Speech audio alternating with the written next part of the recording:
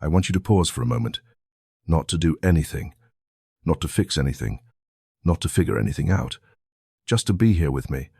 Because if you are hearing this right now, then something inside you has already shifted, even if you cannot explain it yet, even if nothing in your external world seems different, even if your life looks exactly the same as it did yesterday. There is a quiet movement happening within you, and you feel it, don't you? That subtle unease, that strange calm, that sense that something is ending without any clear beginning to replace it. And you might have tried to ignore it, or distract yourself from it, or even rationalize it, telling yourself that you are just tired, or bored, or going through a phase. But deep down you know this is not the same kind of restlessness you have felt before. This is something deeper, something more precise, something that feels almost intentional, as if life itself has paused around you, not because nothing is happening, but because everything is about to rearrange itself in a way you cannot yet see. You may have noticed that things that once held your attention now feel strangely distant. Conversations that used to matter now feel empty. Goals that once drove you now seem less urgent. And it is not that you have lost your ambition or your clarity. It is that your energy is no longer attached to the same version of reality. And this is where most people become confused, because they interpret this shift as loss, as stagnation, as something going wrong. But I want you to understand something very clearly. Nothing is wrong with you, and more importantly, nothing is missing. What you are experiencing is a threshold, a moment that does not announce itself loudly, a moment that does not come with clear instructions or obvious signs, but a moment that quietly separates who you have been from who you are becoming. And you might ask yourself, why now? Why does this feeling arrive without warning? Why does it come when you were just beginning to feel stable, or when things were finally starting to make sense? And the answer is not found in logic, because this kind of shift is not triggered by external timing. It is not based on your plans or your expectations. It is based on readiness, a readiness that forms beneath your awareness. Slowly, quietly, over time, through every experience you have had, through every moment you thought was delaying you, through every situation that felt like a setback, all of it was shaping something within you, aligning parts of you that were once in conflict, dissolving contradictions you did not even realize you were carrying, until one day, without ceremony, something clicks into place, not dramatically, not in a way that demands attention, but in a way that changes everything from the inside out. And that is where you are now, at this quiet threshold where the old version of you is beginning to loosen its grip, and the new version has not yet fully arrived. And this in-between space can feel uncomfortable, even unsettling, because your mind wants clarity. It wants to understand what you are supposed to do. But this moment is not asking you to act. It is not asking you to decide. It is not asking you to fix anything. It is asking you to notice, to recognize that something is shifting without forcing it into meaning too quickly. Because the moment you try to define it prematurely, you interrupt the very process that is trying to carry you forward. You see, there are moments in life when movement does not look like action, when progress does not look like momentum, when growth does not look like improvement. And this is one of those moments. This is the pause before expansion, the stillness before something larger takes shape.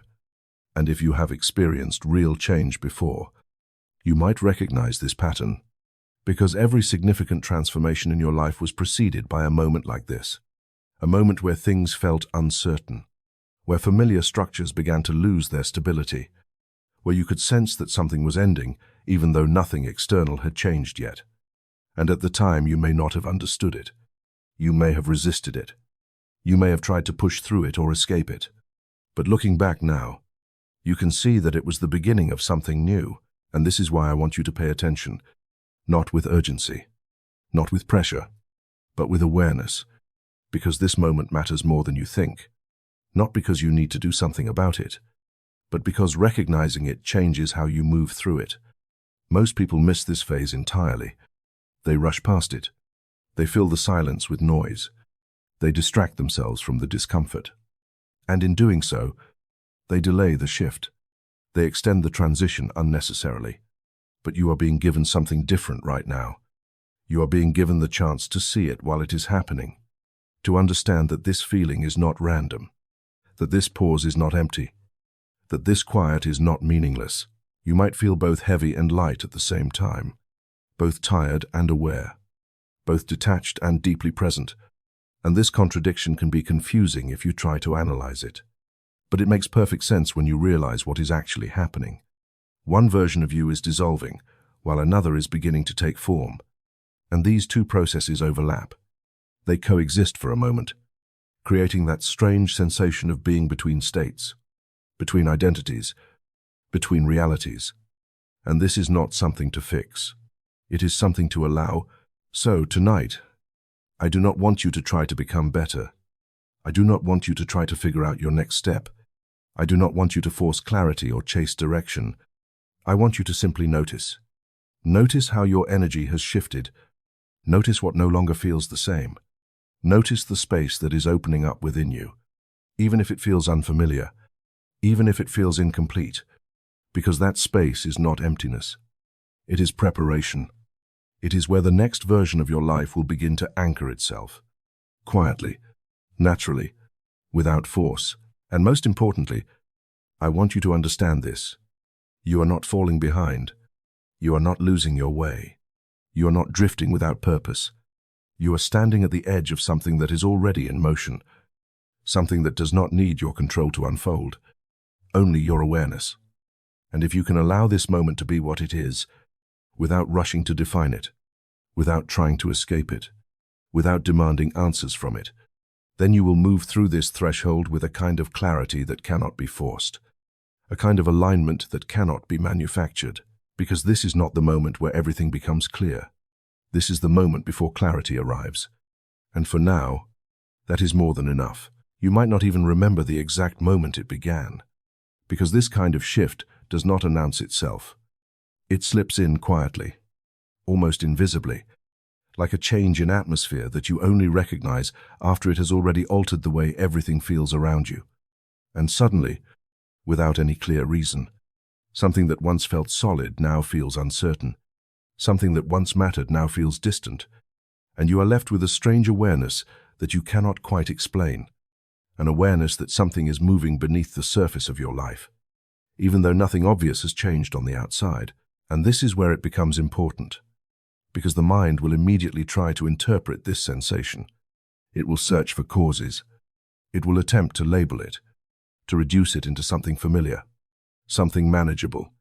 And you may hear yourself thinking that you are just tired, or distracted, or maybe even losing momentum. But I want you to slow down right there and really notice what is happening, because this is not the usual kind of fatigue.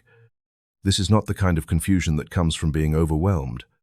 This is something far more precise, far more intentional, even if it does not feel that way yet. You may have noticed that your usual reactions are not as automatic as they used to be, that there is now a small space between what happens and how you respond to it, a pause that did not exist before, and inside that pause, something unfamiliar appears, not clarity, not direction, but a kind of suspension, as if you are no longer fully attached to the same patterns that once defined you.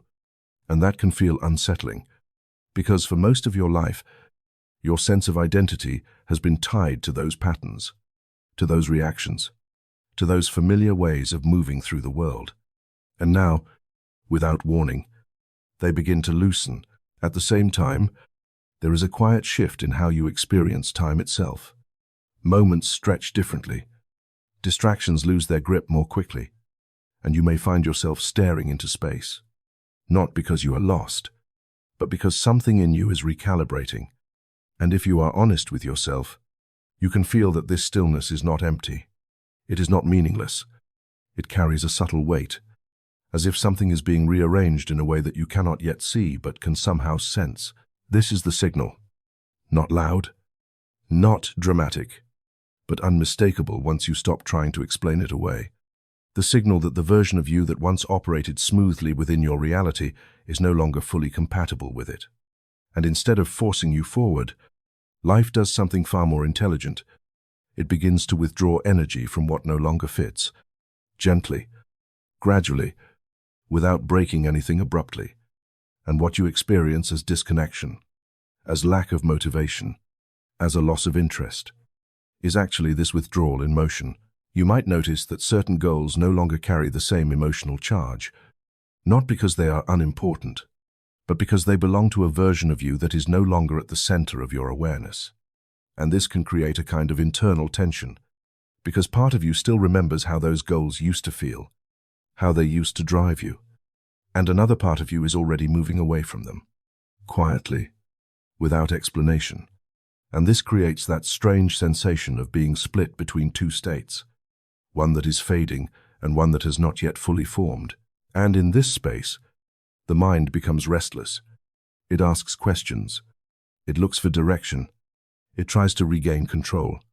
And you may feel the urge to act, to make decisions, to do something that will restore a sense of certainty.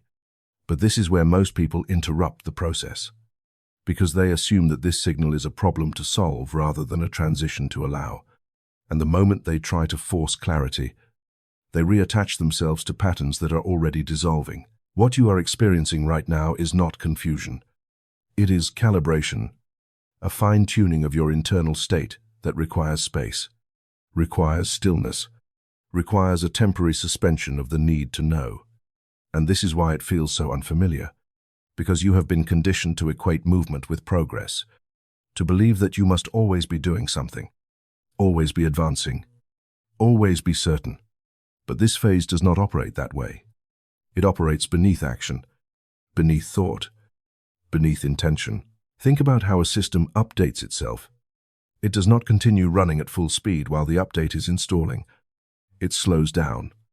It pauses certain functions. It creates space for deeper changes to integrate without interference. And what you are feeling now is something very similar, a slowing down that is not a sign of failure, but a requirement for transformation. And if you try to override it, if you try to push through it with the same intensity you used before, you will only delay what is already in motion. There is also something else happening here that you may not have noticed yet, a subtle detachment from the emotional weight of things that once felt urgent, not because you no longer care, but because your relationship to them is changing. And this detachment can feel strange, even uncomfortable, because it challenges your sense of continuity. It makes you question who you are without those attachments. But this is exactly where the shift begins to take hold, not by adding something new, but by loosening what was never meant to remain. And this is why the signal often feels paradoxical. You may feel both calm and uneasy, both grounded and uncertain, both present and detached. And the mind does not like this kind of contradiction. It wants clear categories, clear definitions. But transformation does not follow those rules. It unfolds in layers, overlapping, dissolving one structure while another begins to emerge beneath it. And the more you try to simplify it, the more confusing it becomes. So instead of trying to understand it immediately, I want you to do something different. I want you to notice it without interfering, to allow this feeling to exist without labeling it as good or bad, without turning it into a problem that needs to be fixed. Because the signal is not asking for action, it is asking for recognition. It is asking you to see that something is shifting before it becomes visible, before it becomes obvious, before it takes form in your external world. Most people miss this moment because they do not trust it. They override it with noise, with effort, with distraction. And in doing so, they delay their own transition, but you have the opportunity to move through it differently, to stay in this space long enough for the process to complete, to allow the old structure to loosen without trying to rebuild it prematurely, to let the system update without interruption. Because this signal is not a warning. It is not telling you that something is wrong. It is telling you that something is ready, ready to shift, ready to expand, ready to reorganize itself around a version of you that is already beginning to take shape beneath the surface. And even if you cannot see that version yet, even if you cannot define it, it is there, forming quietly, waiting for the space that this signal is creating. And the only thing required from you right now is not effort, not action, not certainty, but awareness. A simple recognition that what you are feeling is not random, not meaningless, not something to escape from, but something to move through, something to allow, something that is already guiding you in a way that does not need to be forced or controlled. Because once you recognize the signal for what it is, everything changes, not on the outside immediately, but in how you relate to what is happening.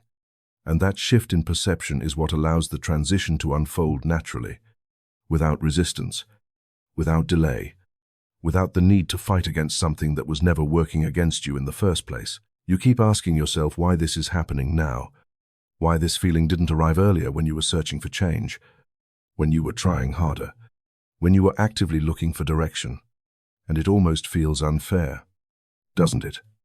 Because there were moments in your life when you wanted clarity so badly, when you were ready to move, ready to act, ready to transform, and nothing shifted, nothing opened.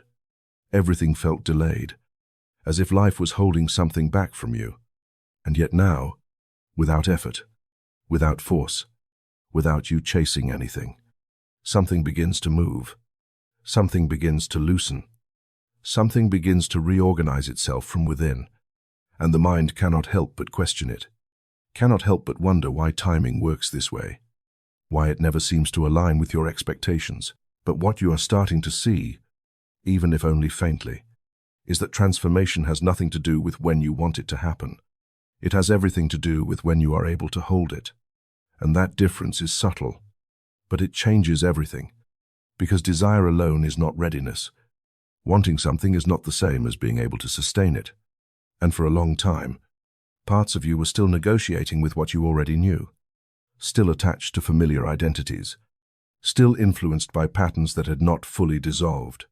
Even if consciously you believed you were ready for more, you may remember those earlier phases, when you tried to force change, when you pushed yourself to move forward, when you attempted to adopt new habits, new perspectives, new goals. And for a moment, it worked. For a moment you felt progress, but something always pulled you back. Something always created friction. And it wasn't because you lacked discipline or clarity. It was because your internal state was not yet coherent. There were still contradictions within you. Parts that wanted expansion and parts that resisted it. Parts that desired change and parts that feared what that change would require. And this is where readiness begins to form. Not through effort, not through pushing, but through the quiet resolution of those internal conflicts, through experiences that slowly remove what no longer fits, through moments that show you, sometimes gently and sometimes painfully, that you cannot return to certain versions of yourself without feeling a sense of misalignment. And over time, something begins to settle, not in a dramatic way, not in a way that announces itself, but in a way that simplifies your internal world. You stop arguing with yourself as much. You stop trying to convince yourself to want what no longer feels true. You stop negotiating with fears that once felt powerful.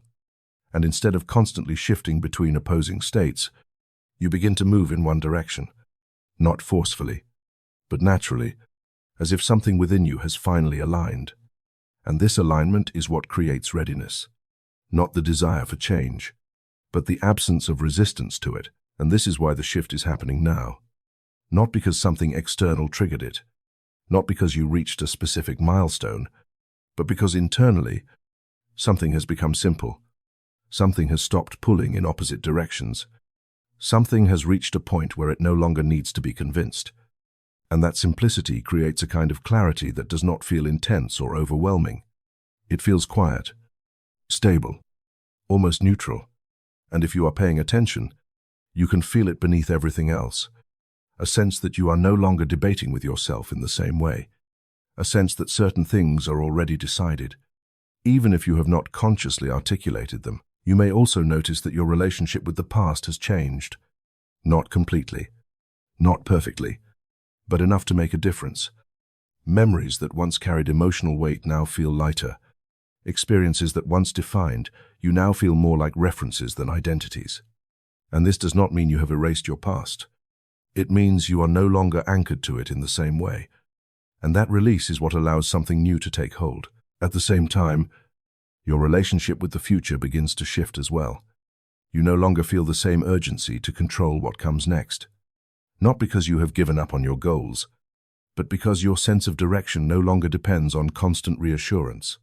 There is a quieter form of trust emerging, one that does not demand immediate answers, one that does not require you to map everything out before moving forward.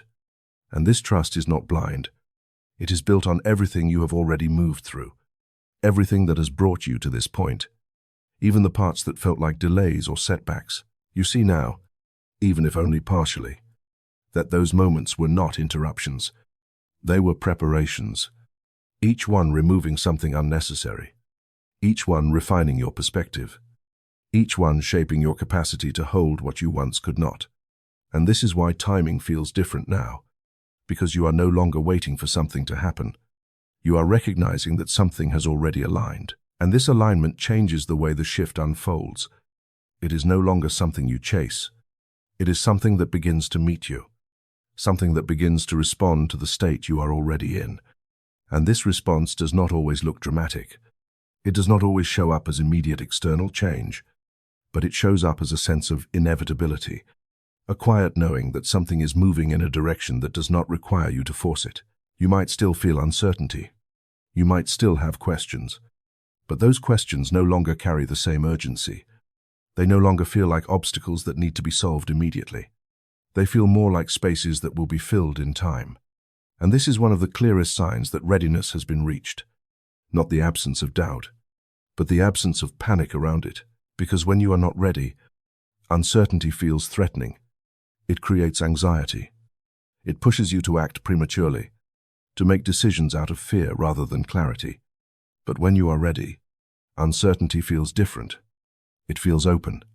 It feels like a natural part of the process, something that does not need to be eliminated in order for you to move forward. And this is why you could not have arrived here earlier, not because you were lacking something, but because you were still becoming the version of yourself that could stand in this space without collapsing back into old patterns. And that process takes time. Not the kind of time you measure with calendars, but the kind of time that unfolds through experience, through repetition, through the gradual reshaping of your internal landscape. So when you ask why now, the answer is simple, even if it does not feel satisfying at first. It is happening now because you can hold it now. Because the version of you required for this shift is already present, already active beneath the surface, even if you are still getting used to it, even if you are still learning how to trust it. And that trust is what allows the transition to continue without resistance, without you needing to control every step, without you needing to fully understand what is coming next. Because the same awareness that brought you to this point has not disappeared. It is still guiding you, still responding to you, still moving through you in ways that are more precise than anything the mind could plan. So instead of asking when everything will become clear, instead of trying to predict what this shift will lead to, I want you to recognize where you already are, to notice how your internal state has changed, how your reactions have softened, how your sense of direction has simplified, even if only slightly. Because these are not small changes, they are the foundation of everything that will follow.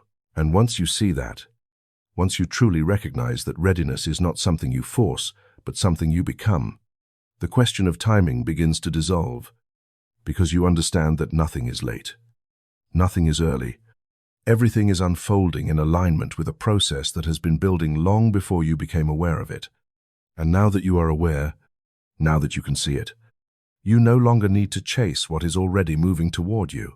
You feel it most clearly in the moments when you try to return to who you were just a short time ago, when you attempt to follow the same routines, think the same thoughts, react in the same ways, and something inside you resists, not loudly, not dramatically, but with a quiet refusal that you cannot override the way you used to.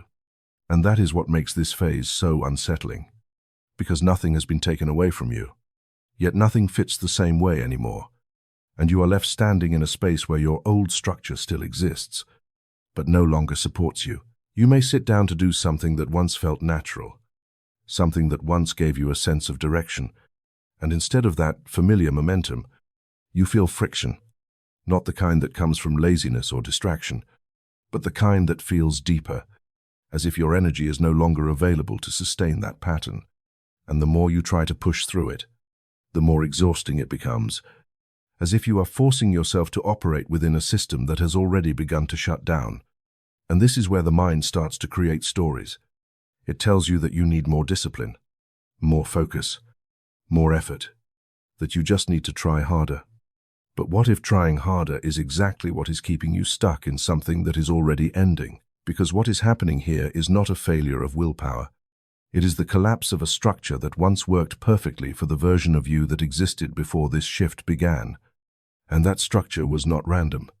It was built over time, shaped by your experiences, your fears, your ambitions, your need to belong, your need to feel safe.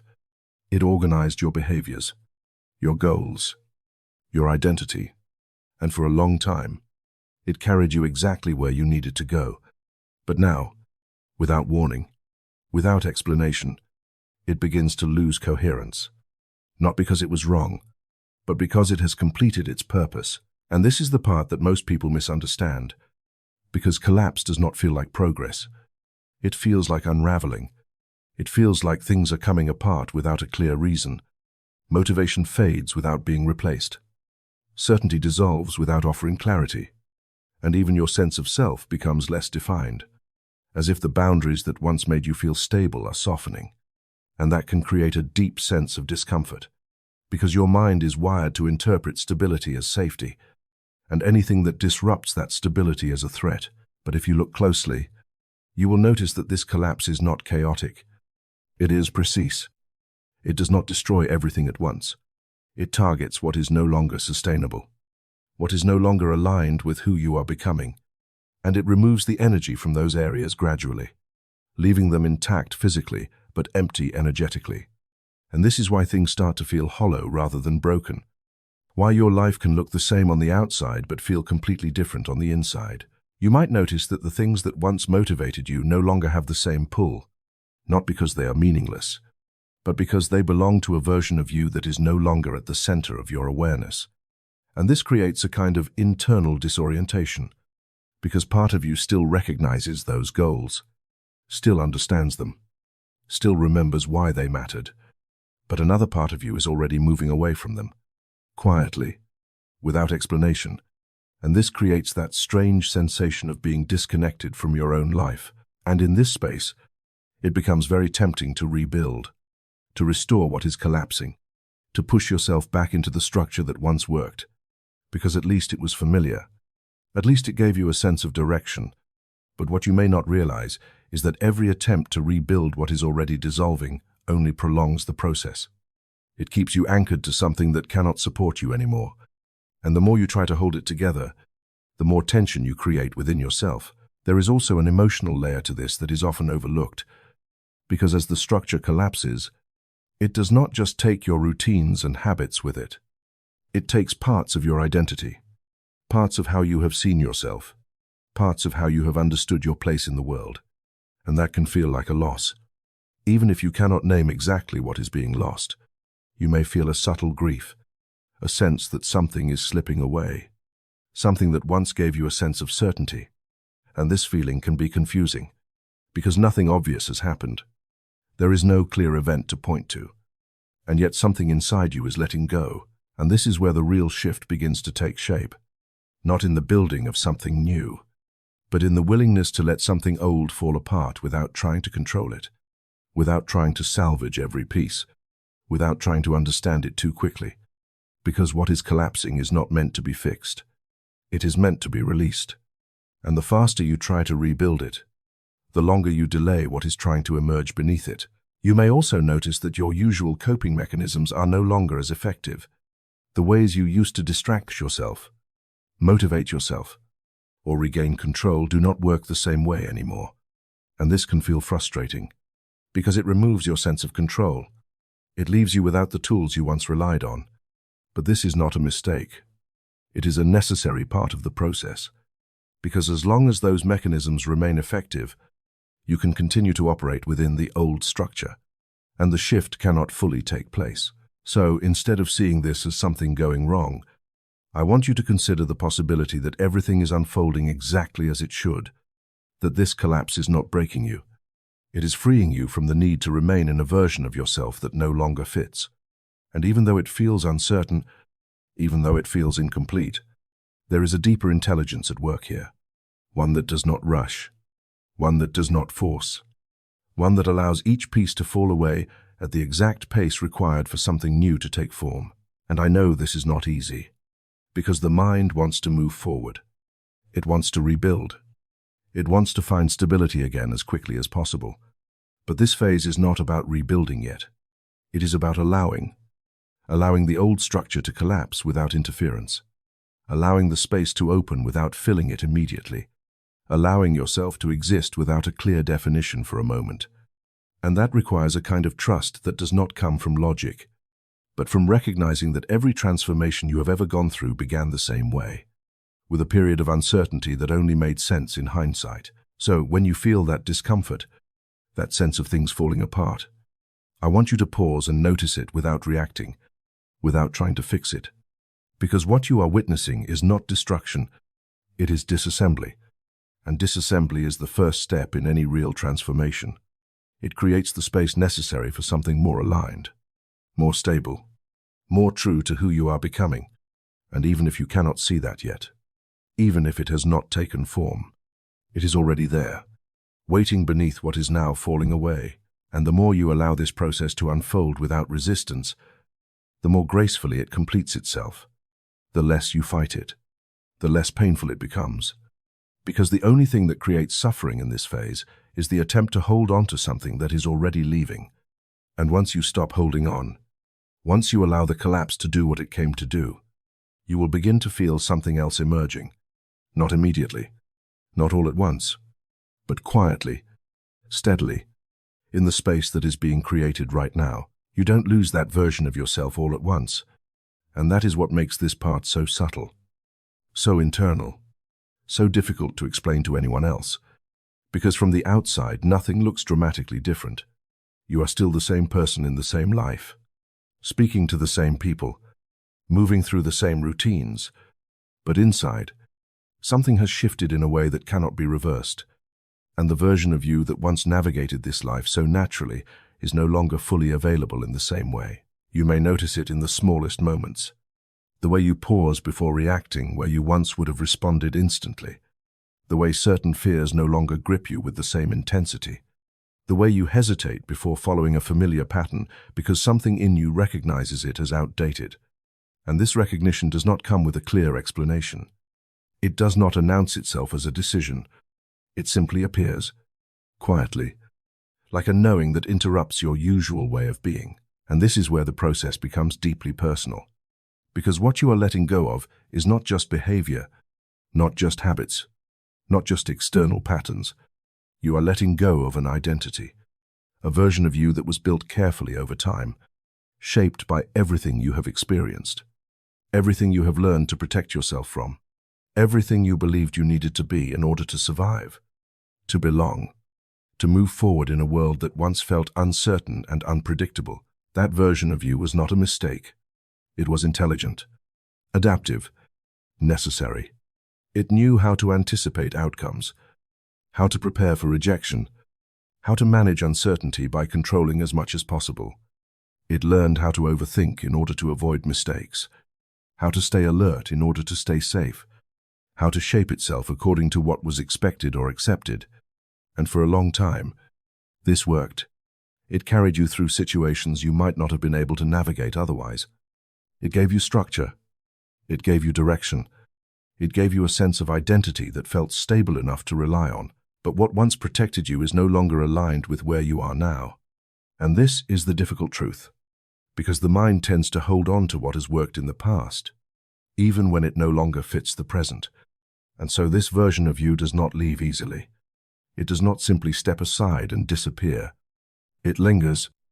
It tries to reassert itself, especially in moments of uncertainty. It brings back familiar thoughts, familiar doubts, familiar strategies, as if to remind you that this is how you have always operated.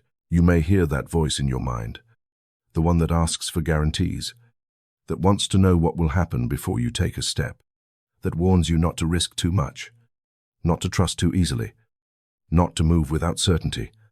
And it can feel convincing, because it is rooted in experience.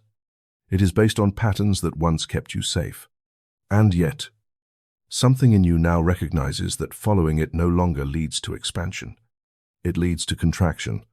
It leads back into a version of yourself that you have already begun to outgrow, and this creates a kind of internal tension, not a conflict in the traditional sense, but a quiet negotiation between what is familiar and what is emerging.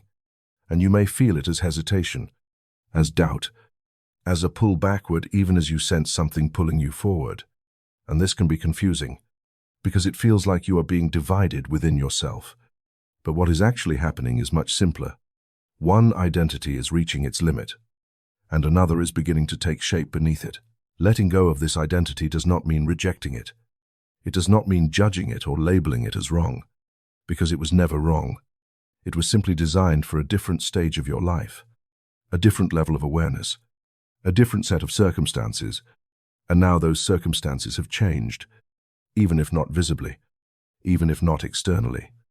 Internally, something has shifted enough that the same identity can no longer carry you forward in the same way, and this is why letting go can feel like a loss, even though nothing is being taken from you, because you are releasing something that has been deeply intertwined with your sense of self. You are no longer relying on the same defenses, the same strategies, the same ways of interpreting the world, and without them, there is a moment where you feel exposed, not because you are in danger, but because you are no longer operating behind the same layers of protection. You may notice feelings that you did not expect, a sense of vulnerability, a subtle fear of being seen more clearly, a hesitation to move forward without the familiar safeguards in place. And these feelings can make you question whether you are ready, whether you are making the right choice, whether you should return to what you know, even if it no longer feels right, because at least it feels safe. But what you are being asked to understand here is that safety at one level can become limitation at another. What once protected you can eventually restrict you. And if you continue to operate from that old identity, you will begin to feel a kind of internal resistance that cannot be ignored, a sense that you are holding yourself back even when you are trying to move forward. And so the process of letting go becomes less about forcing change and more about recognizing what no longer feels alive, noticing which thoughts feel rehearsed rather than real, which reactions feel automatic rather than intentional, which patterns feel heavy rather than natural. And instead of pushing them away, you simply stop following them. You allow them to exist without giving them authority. And in doing so, they begin to lose their influence. This is not a dramatic process. It does not happen overnight. It unfolds through small moments. Moments where you choose presence over habit, awareness over reaction, moments where you allow yourself to respond differently, even if it feels unfamiliar, even if it feels uncertain. And with each of these moments, the old identity loosens its hold a little more. You do not need to announce this shift. You do not need to explain it to anyone, because it is happening at a level that does not require external validation. It is something that you feel internally, something that becomes more stable over time as you stop relying on what you no longer need. And as this identity begins to fade, something else starts to emerge, not as a fully formed version of who you are becoming, but as a quieter, more grounded presence, one that does not rely on constant control, one that does not need to anticipate every outcome, one that is willing to move without absolute certainty. And this presence does not feel as intense or as defined as the identity you are releasing, but it feels more real, more aligned, more sustainable. So when you feel that pull, that subtle shift away from who you used to be, do not interpret it as losing yourself, because you are not losing anything essential. You are allowing something unnecessary to fall away, something that has already served its purpose, something that no longer needs to define you in order for you to continue moving forward. And the more you allow this process to unfold without resistance, the more natural it becomes, the less you feel the need to hold on to what is already leaving, and the more space you create for the version of you that is already forming beneath the surface, waiting not to be constructed, not to be forced, but simply to be allowed. Everything becomes quieter in a way that you didn't expect, not because your life has suddenly emptied out, not because something has gone missing, but because the noise that once filled your awareness is no longer being sustained. And at first, this quiet can feel unfamiliar. even uncomfortable, because you have spent so much of your life moving from one thought to the next, one reaction to the next, one layer of interpretation to another, that when that constant activity begins to slow down, it can feel like something is wrong, like you are losing clarity instead of gaining it, like you are drifting instead of stabilizing. You might notice that your thoughts no longer carry the same urgency. They still appear, but they do not pull you in with the same intensity. They pass through more slowly, more lightly, and in between them, there is space, a kind of stillness that was always there but never fully accessible, because it was covered by layers of noise that you didn't even realize you were maintaining. And now that those layers are thinning, this stillness becomes more apparent, more present, more unavoidable. And this is the part where the mind begins to resist, because it has been conditioned to associate stillness with stagnation, with lack of progress, with uncertainty that needs to be resolved as quickly as possible. So it tries to fill the space again. It looks for something to focus on, something to analyze, something to fix. It tries to reintroduce the familiar rhythm of thinking and doing, because that rhythm feels like control. It feels like movement. It feels like safety. But what you are entering right now is not a gap that needs to be filled.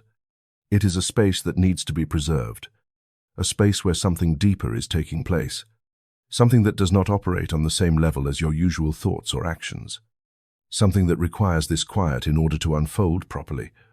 And the more you try to interrupt it, the more you delay what is already in motion. You may feel a kind of neutrality during this phase, not particularly excited, not particularly distressed, just present in a way that feels different from before. And this neutrality can be confusing if you are used to measuring your state by intensity, by how strongly you feel something. But this is not apathy. It is balance. It is your system settling into a state where it is no longer reacting to every stimulus, where it is no longer being pulled in multiple directions at once, where it is finally able to recalibrate without interference. And recalibration is exactly what is happening here. Not at the surface level, not in a way that you can easily track or measure, but at a deeper level where your perceptions, your priorities, your internal responses are being reorganized. And this process does not require your effort. It requires your permission. It requires you to allow the silence to remain without rushing to break it.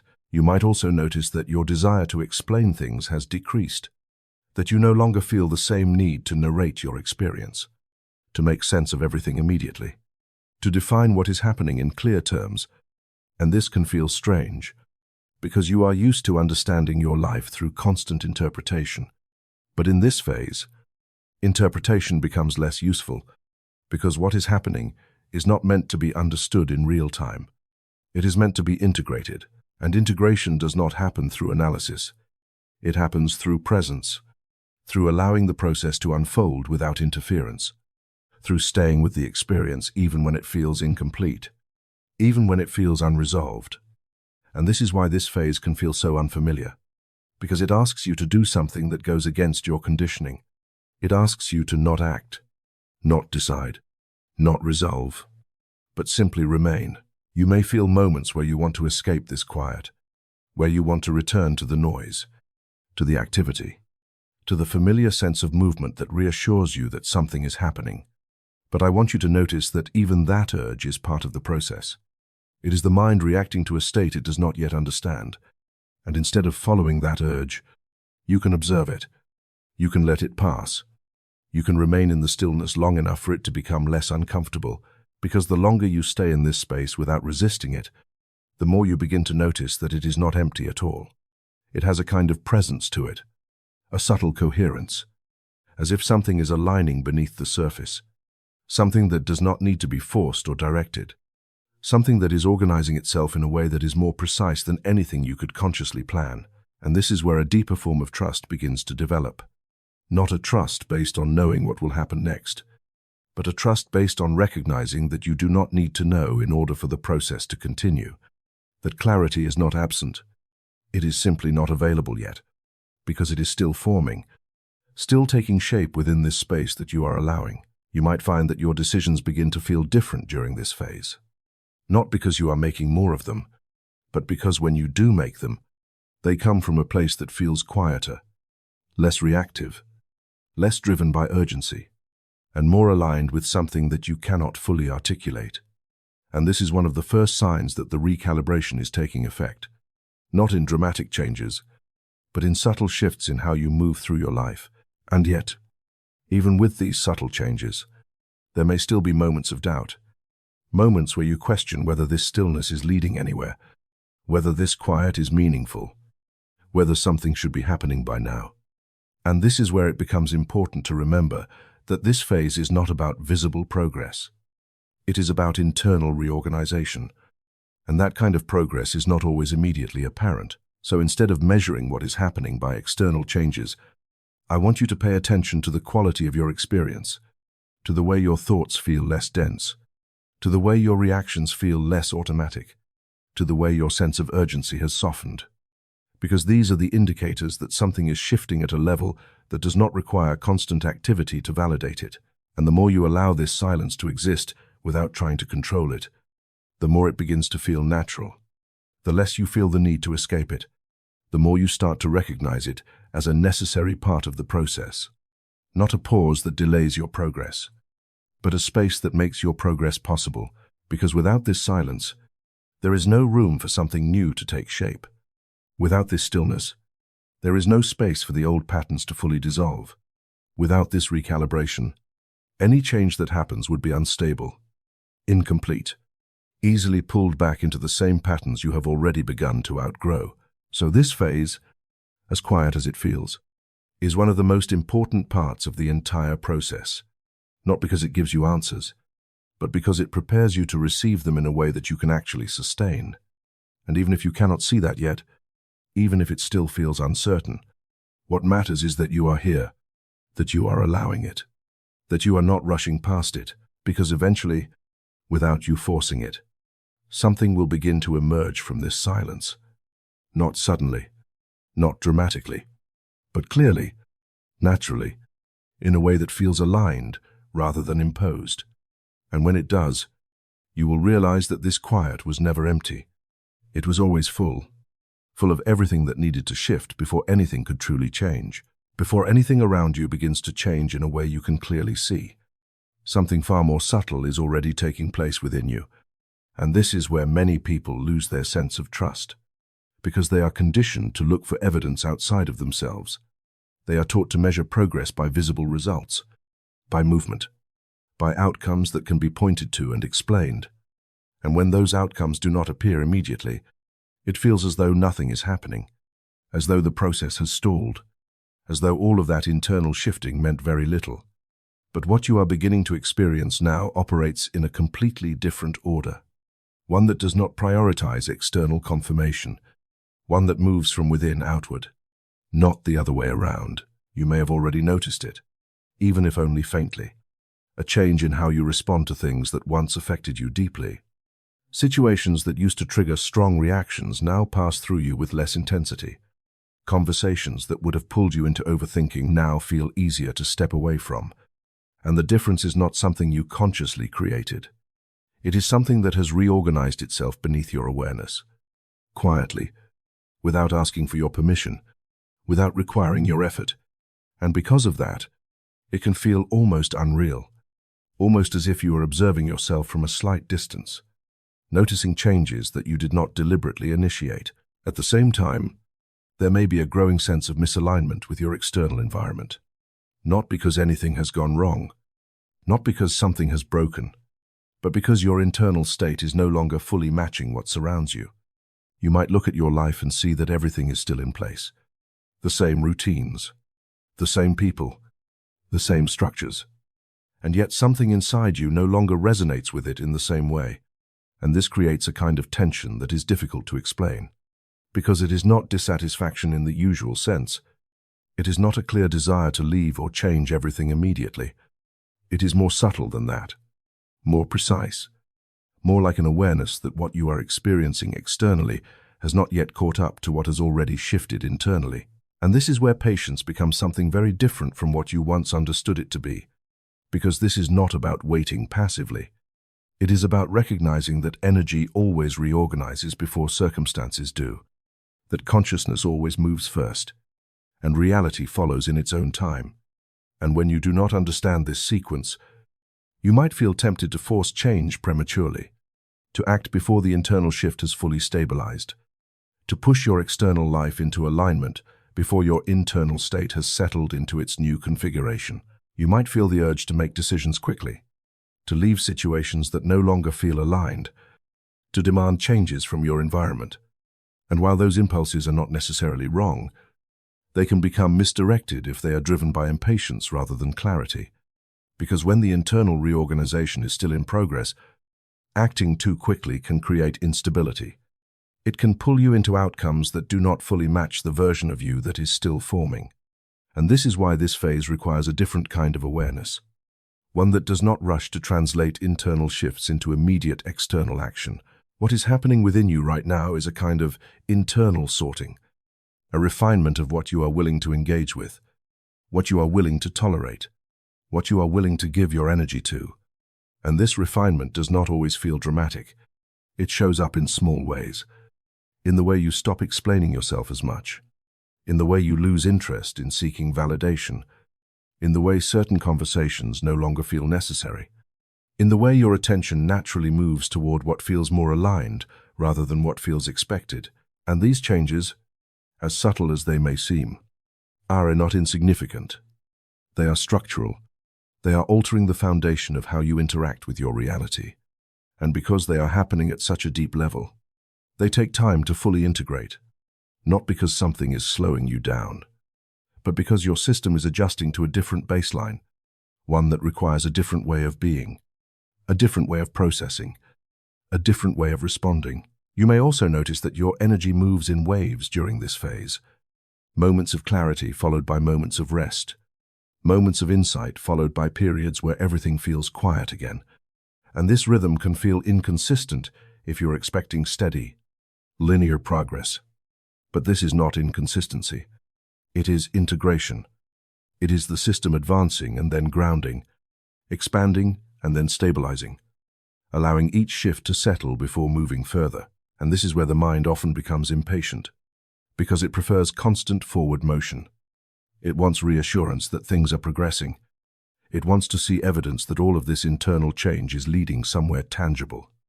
And when that evidence does not appear immediately, it begins to create doubt. It begins to question whether anything is actually happening. But what the mind does not see is that the most important changes are not visible at this stage.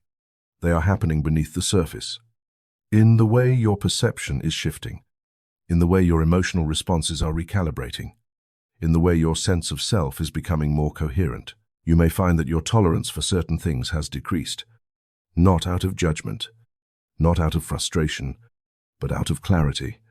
Things that once felt acceptable now feel misaligned, not because they have changed, but because you have, and this can create a sense of distance between you and your current environment, a feeling that you are slightly ahead of your own life, that your internal state has moved forward while your external circumstances are still catching up. And this is not a mistake. This is part of the process. Because if everything changed externally at the exact moment your internal state began to shift, it would overwhelm you. It would create a level of intensity that your system is not yet fully prepared to sustain. And so the sequence unfolds in a way that protects you. Internal change first, external reflection later, allowing you to become familiar with this new state before it becomes fully expressed in your reality. You might also notice that your reactions are slowing down, that there is more space between what happens and how you respond. And in that space, something new begins to emerge. Not a forced response, not a habitual reaction, but a choice, a kind of awareness that was not as accessible before. And this is one of the clearest signs that your internal energy is reorganizing, that you are no longer operating purely from conditioning, but from a place that allows for more intentional movement. And yet, even with these changes, there may still be moments where you feel uncertain, where you question whether you should be doing more, whether you should be acting differently, whether you should be accelerating the process. But this is where it becomes important to trust the sequence, to recognize that what is happening internally is not incomplete. It is unfolding at the exact pace required for it to stabilize. and that any attempt to rush it will only create more resistance. Because the truth is, your external world is the slowest layer of this entire process. It takes time for circumstances to rearrange themselves, for relationships to shift, for opportunities to align with your new state. And while this is happening, your role is not to force the outcome.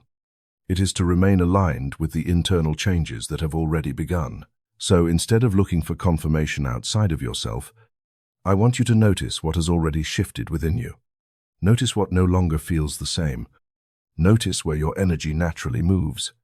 Notice how your reactions have changed, even in small ways, because these are the earliest indicators that the process is working, even if it is not yet visible in your external life.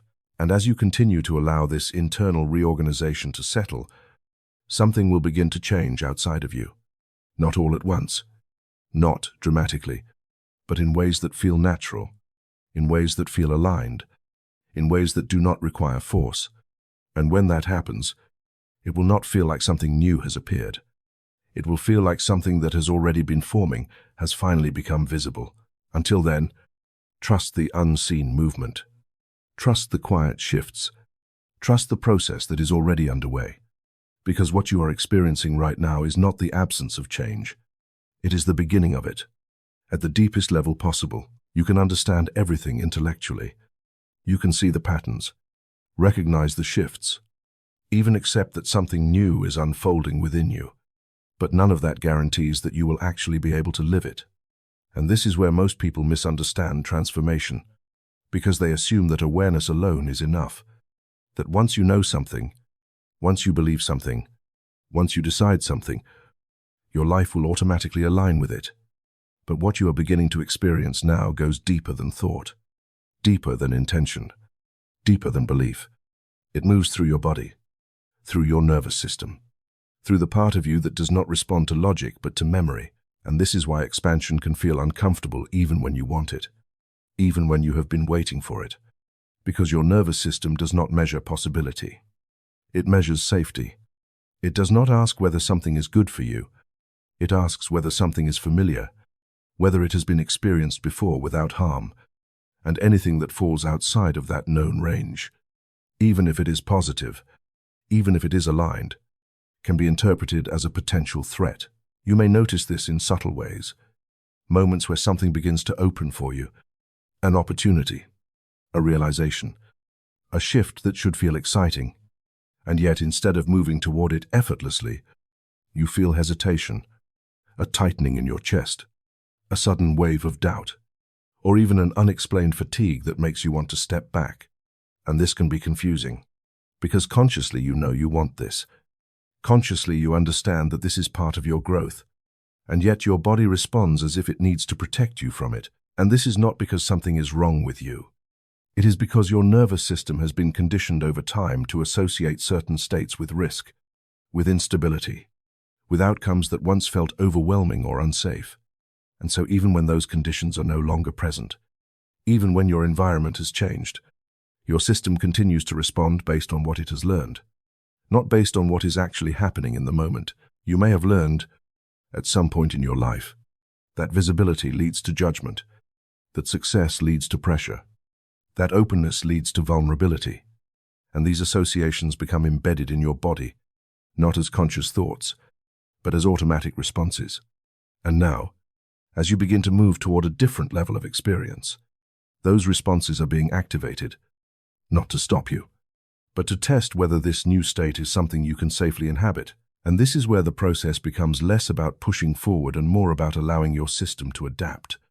Because the gateway to expansion does not open through force. It opens through regulation, through teaching your body that what you are moving into is not a threat, that you do not need to brace against it, that you do not need to prepare for something to go wrong simply because something is changing. You might begin to notice how your body reacts in moments of growth, how your breath becomes shallow when something feels unfamiliar, how your muscles tighten when you step outside of your usual patterns, how your energy fluctuates when you are asked to hold more than you are used to. And these reactions are not obstacles. They are signals. They are showing you exactly where your current capacity ends and where it is beginning to expand. And instead of trying to override these signals, Instead of forcing yourself to move faster than your system can integrate, you can begin to work with them. To slow down just enough to allow your body to register that it is safe. To stay present in moments that would have previously triggered avoidance.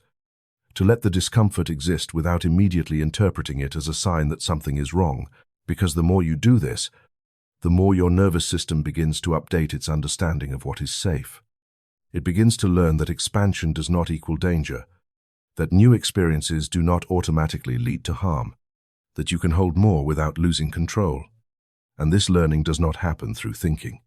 It happens through experience, through repeated exposure to moments where you remain present instead of retreating. You may notice that this process happens in waves, moments where you feel open, capable, aligned, followed by moments where you feel tired, withdrawn, or uncertain. And this rhythm can feel frustrating if you are expecting constant progress. But this is how your system integrates change. It stretches, and then it stabilizes.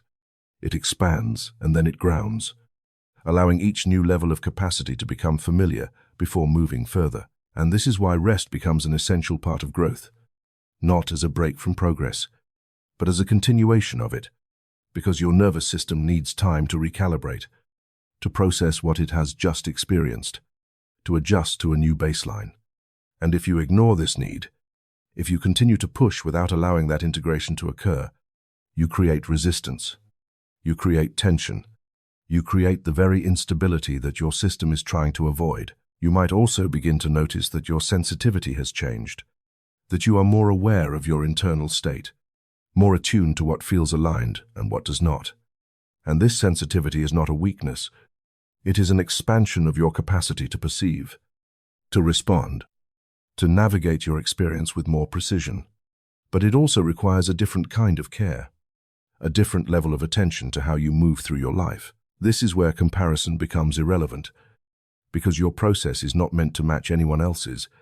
Your nervous system has its own history, its own patterns, its own pace of adaptation, and trying to force yourself into someone else's timeline only creates more resistance, more tension, more disconnection from what your system actually needs. So instead of asking how fast you can move, begin to notice how present you can remain, how much you can allow without immediately reacting, how much space you can create between what you feel and what you do.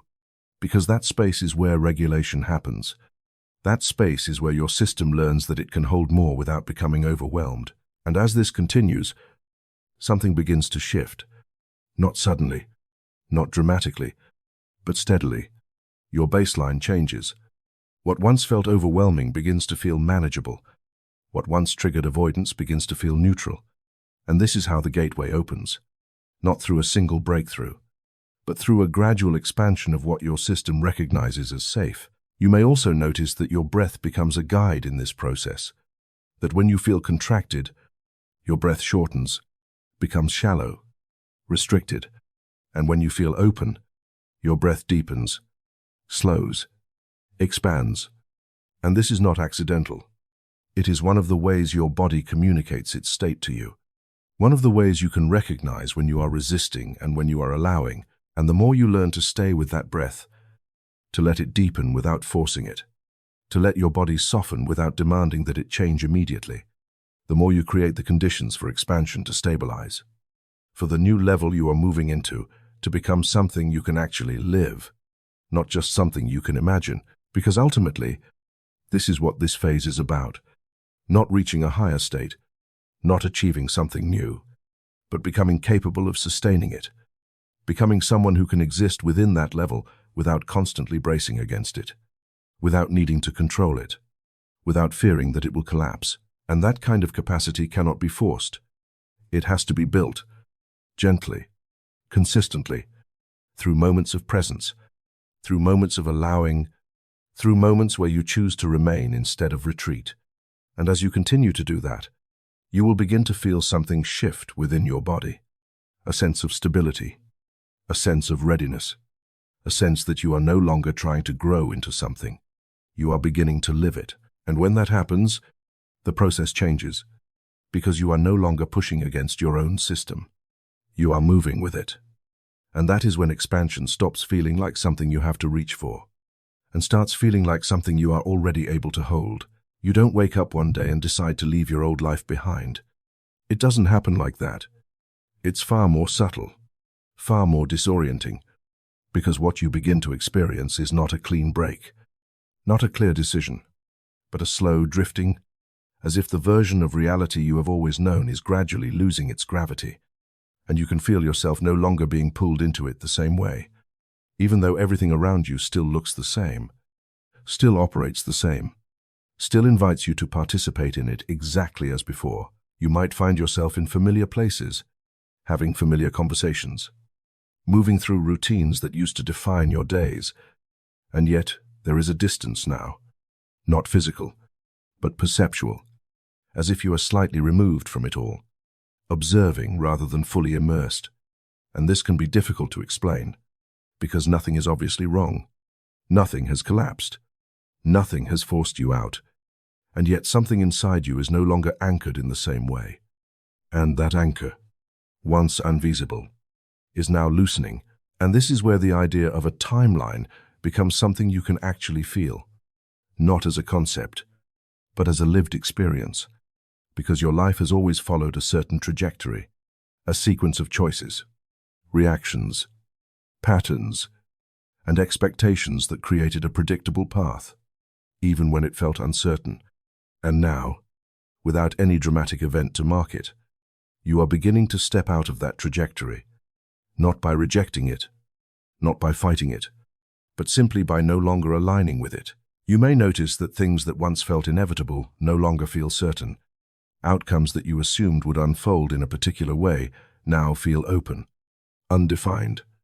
And this openness can be unsettling if you are used to relying on predictability, because it removes the sense of continuity that once gave you stability.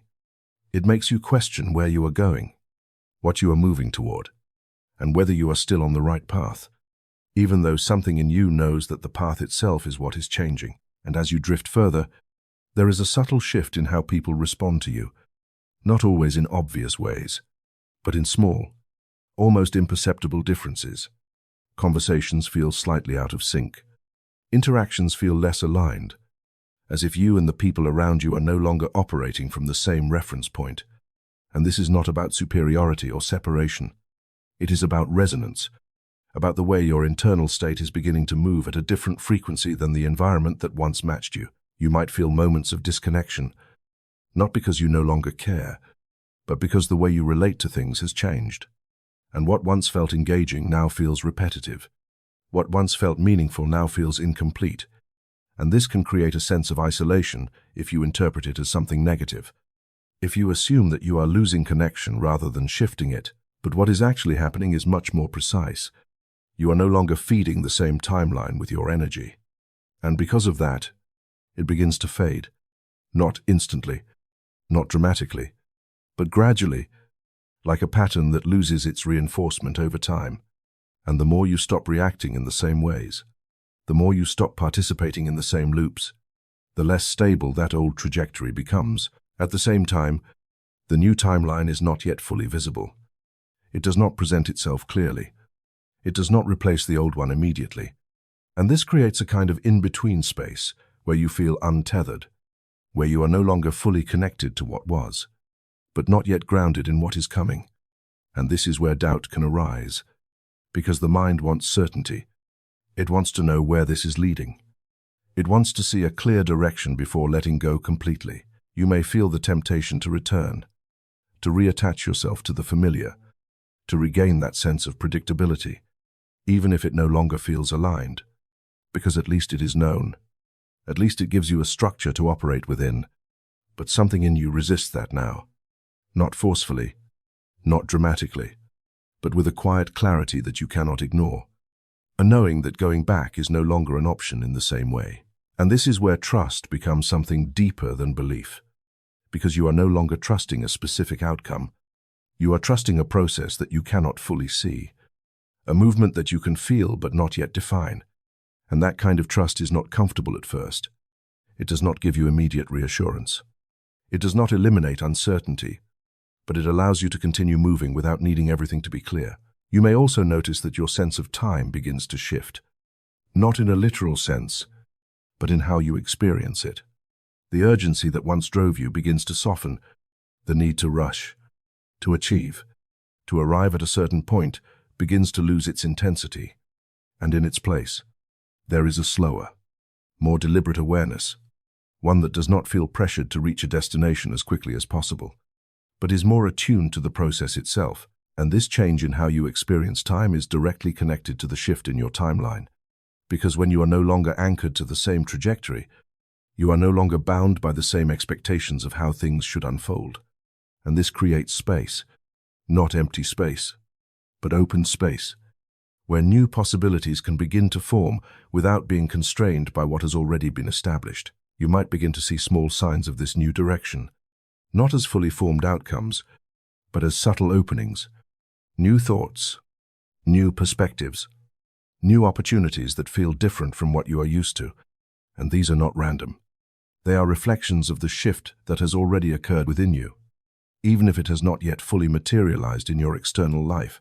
And yet, even as these new elements begin to appear, the old timeline may still linger, not because it is still fully active, but because it has not completely dissolved. And this can create moments where you feel pulled in both directions. Moments where the past tries to reassert itself, where old patterns attempt to draw you back in. And this is where awareness becomes essential. Not to fight those patterns, but to recognize that they no longer have the same authority unless you give it to them. Because the truth is, you are not being pulled away from your old life. You are simply no longer holding onto it in the same way. And that difference changes everything. It means that the shift is not something happening to you. It is something happening through you. Something that is unfolding naturally as your internal state continues to evolve. And the more you allow yourself to drift without resisting, without forcing yourself to define where you are going too quickly, the more this transition begins to stabilize, the less you feel lost. The more you begin to sense that you are not floating aimlessly. You are moving, just not along the same lines you once followed. So if you feel that distance, that subtle detachment from what used to feel like your reality, do not interpret it as disconnection, because you are not disconnecting from life. You are disconnecting from a version of it that no longer reflects who you are becoming. And even if you cannot fully see where you are going yet, the fact that you are no longer where you used to be is already the clearest sign that the shift is real. You begin to notice it not in what you are trying to change, but in what no longer controls you the way it once did. In those small, almost invisible moments where something happens and you expect yourself to react the old way, to feel the same pull, the same urgency, the same emotional weight. And yet there is a pause now, a space that did not exist before. And within that space, the pattern that once felt automatic now feels optional, as if it has lost its authority without asking for permission to leave. This is where conditioning starts to dissolve, not through effort, not through force, not through trying to rewrite yourself or fix every behavior you once questioned, but through a quiet detachment that changes your relationship with those patterns. Because what once felt like, "this is who I am," now feels more like, "this is something I used to do." And that shift, as subtle as it may seem, is the beginning of freedom. You may still see the pattern appear, the familiar thought, the familiar emotional trigger, the familiar impulse to respond in a way that once felt inevitable. But something about it feels lighter now, less convincing, less immediate, as if it no longer fully belongs to you. And instead of being pulled into it automatically, you find yourself observing it, noticing it, almost as if it is happening at a slight distance from your core sense of self. And this is where many people get confused, because they assume that transformation means the pattern disappears completely, that it should no longer appear at all.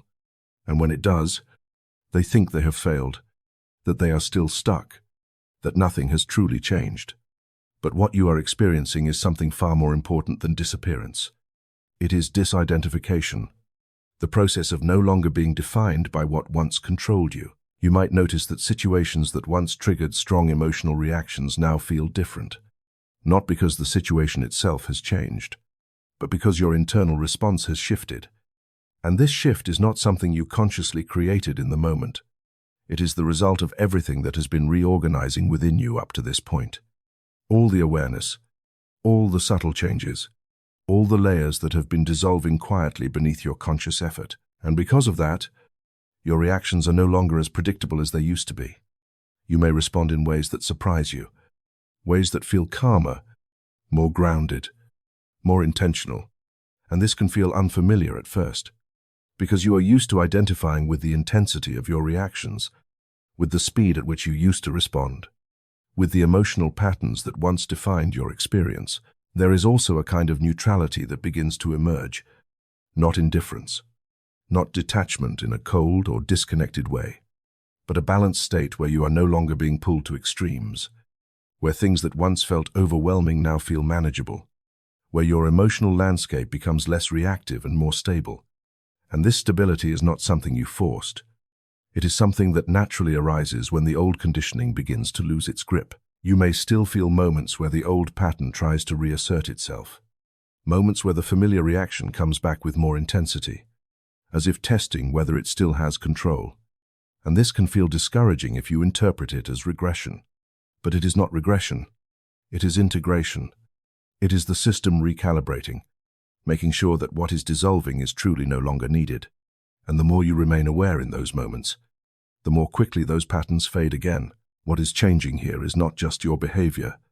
It is your identity at a deeper level. Because patterns are not isolated.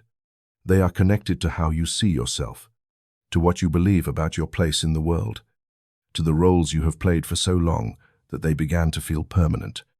And as those patterns dissolve, those identities begin to loosen as well. You may notice that you no longer feel the same need to prove yourself, to explain yourself, to defend your perspective in the same way, not because you have become passive, but because the urgency behind those behaviors has decreased. The emotional charge that once fueled them is no longer as strong, and without that charge, the pattern does not have the same energy to sustain itself, and this is where a deeper kind of clarity begins to form.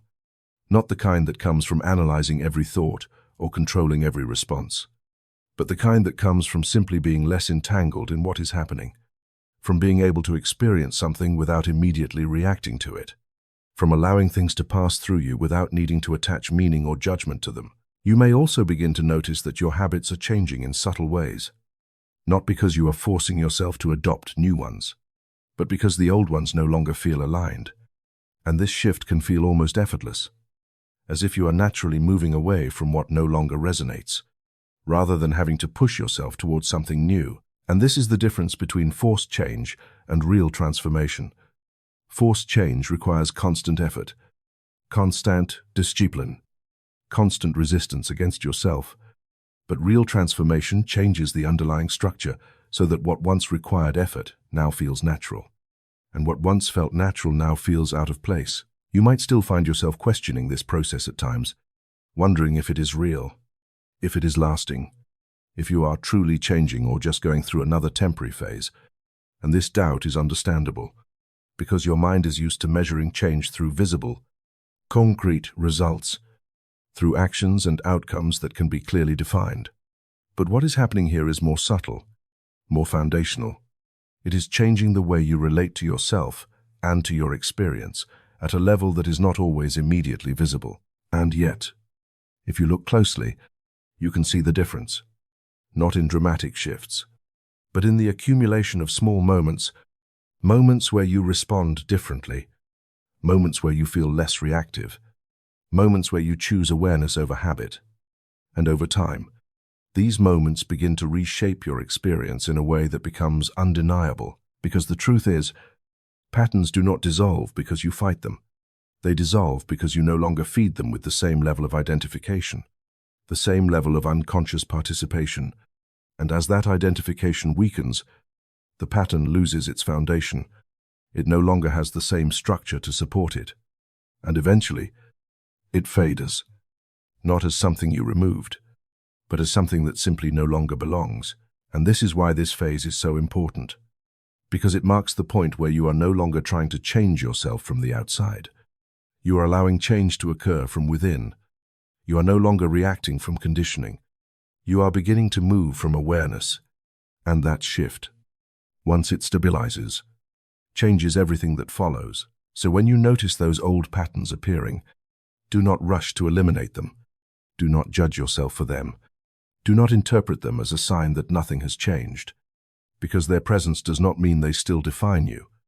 It only means they are in the process of dissolving, and the more you allow that process without interference, the more naturally it completes itself, leaving behind a version of you that is no longer bound by what once felt impossible to escape.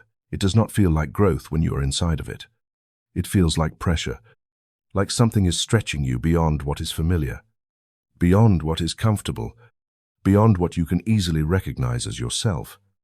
And that is where the confusion begins, because you have been taught to associate alignment with ease, to believe that when something is right, it should feel natural immediately. It should feel smooth. It should feel certain. But what you are experiencing now does not always feel that way. It feels unfamiliar, sometimes even destabilizing, as if you are stepping into a version of yourself that you have not yet learned how to inhabit. You might notice this in moments where you are asked to show up differently, to speak with more clarity, to hold more presence, to take up more space than you are used to. And instead of feeling confident in that expansion, you feel resistance, not because you do not want it, but because it does not match the identity you have been operating from for so long. And this creates a strange tension, because one part of you recognizes that this is where you are meant to move, while another part of you hesitates, unsure of how to exist in that space without reverting back to what is known. And this is where the discomfort becomes most visible, not as something external, but as something internal, a kind of stretching that you can feel in your thoughts, in your body, in your sense of self, as if the boundaries that once defined you are expanding. And that expansion does not feel stable at first. It feels uncertain. It feels like you are standing in a space that has not fully formed yet, and your instinct may be to retreat, to contract back into what feels safe, what feels familiar, what feels manageable. You may find yourself questioning your own capacity, wondering if you are ready for this, if you can actually sustain this level of awareness, this level of responsibility, this level of presence. And these questions are not signs of weakness. They are part of the expansion itself. Because when you move beyond your current sense of self, there is always a moment where the old identity can no longer define you, but the new one has not yet stabilized. And in that space, everything feels uncertain. At the same time, there is a subtle awareness that you cannot go back in the same way, even if you try, even if you attempt to shrink yourself back into the version of you that felt more comfortable. It no longer fits. It feels restrictive. It feels limiting, as if you are trying to contain something that has already outgrown its previous form. And this is where the real challenge begins, not in reaching the new level, but in allowing yourself to remain there long enough for it to become natural. You may also notice that your environment begins to reflect this discomfort, not because it is causing it, but because it is revealing it. Situations that require you to step into this expanded version of yourself may feel more intense. Interactions may feel more charged, not in a negative way, but in a way that highlights the difference between who you were and who you are becoming. And this can make you more aware of the gap between those two states. And that gap is where the discomfort lives, not because something is wrong, but because something is changing, because your system is adjusting to holding more than it is used to. More awareness, more presence, more responsibility for how you show up. And this adjustment takes time. It takes repetition. It takes moments where you remain in that expanded state, even when it feels unfamiliar, even when it feels unstable. You might feel the urge to reduce yourself in subtle ways, to speak less, to avoid being seen too clearly, to downplay your understanding, to return to patterns that feel easier to manage. And this is not failure. It is your system trying to find equilibrium, trying to return to a state that feels safe. But what you are learning now is that safety can expand, that what once felt overwhelming can become natural if you allow yourself to stay with it long enough. There is also an emotional layer to this discomfort, a sense of vulnerability that comes with stepping into a larger version of yourself, because expansion often means being more visible, more exposed, more accountable for your choices, and that visibility can feel risky if you have spent a long time protecting yourself by staying within certain limits, by not fully expressing what you know or what you feel. And yet, something in you continues to move forward, not aggressively, not forcefully, but steadily, as if there is a deeper part of you that recognizes that this discomfort is not a signal to stop, but a signal that you are moving beyond what you have already mastered, beyond what is already known, into something that requires a different level of presence. You may also notice that your perception of yourself begins to shift, not in a dramatic way, but in subtle moments where you catch yourself responding differently, thinking differently, holding yourself differently. And these moments may feel unfamiliar at first, almost as if you are observing someone else. But over time, they begin to feel more natural, more integrated, more like an extension of who you are becoming. And this is how expansion stabilizes, not through a single moment of transformation, but through repeated exposure to this new level, through staying in it long enough for it to become familiar, through allowing the discomfort to exist without interpreting it as a problem that needs to be solved immediately. You might still have moments where you doubt yourself, where you question whether you are truly capable of sustaining this, whether this version of you is real or temporary, and this doubt is part of the process. It is the mind trying to reconcile what it cannot fully understand yet, trying to fit this expansion into a framework that it recognizes. But expansion does not fit into old frameworks. It creates new ones. So instead of trying to eliminate the discomfort, I want you to begin to see it differently, not as something that is working against you, but as something that is guiding you, showing you exactly where you are growing, exactly where your capacity is expanding, exactly where you are stepping beyond the limits that once defined you. Because the truth is, you are not becoming someone else. You are becoming more of who you already are. And that process requires you to move through spaces that feel unfamiliar, to hold experiences that feel larger than what you are used to allow yourself to exist beyond the boundaries that once felt fixed.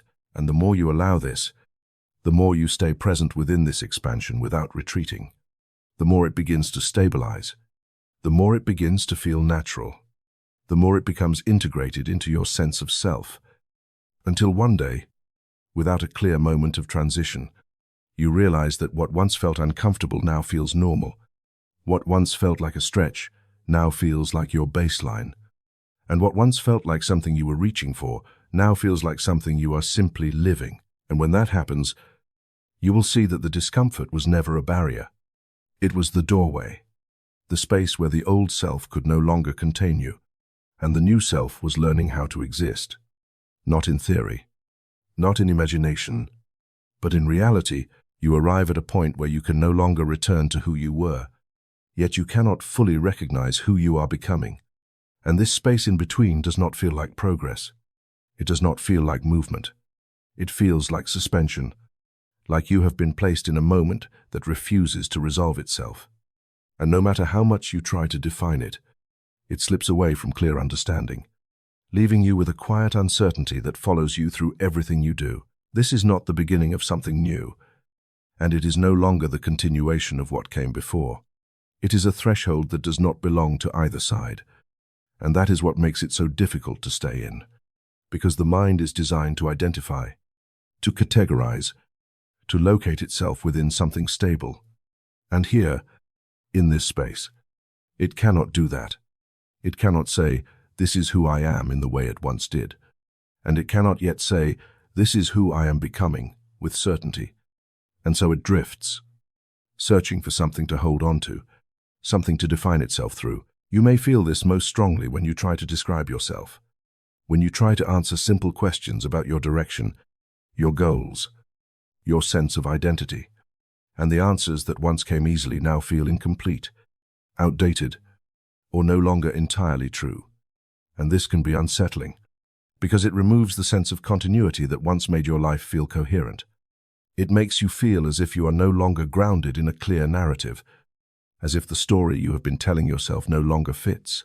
At the same time, there is no immediate replacement for that story, no fully formed identity waiting to step in and take its place.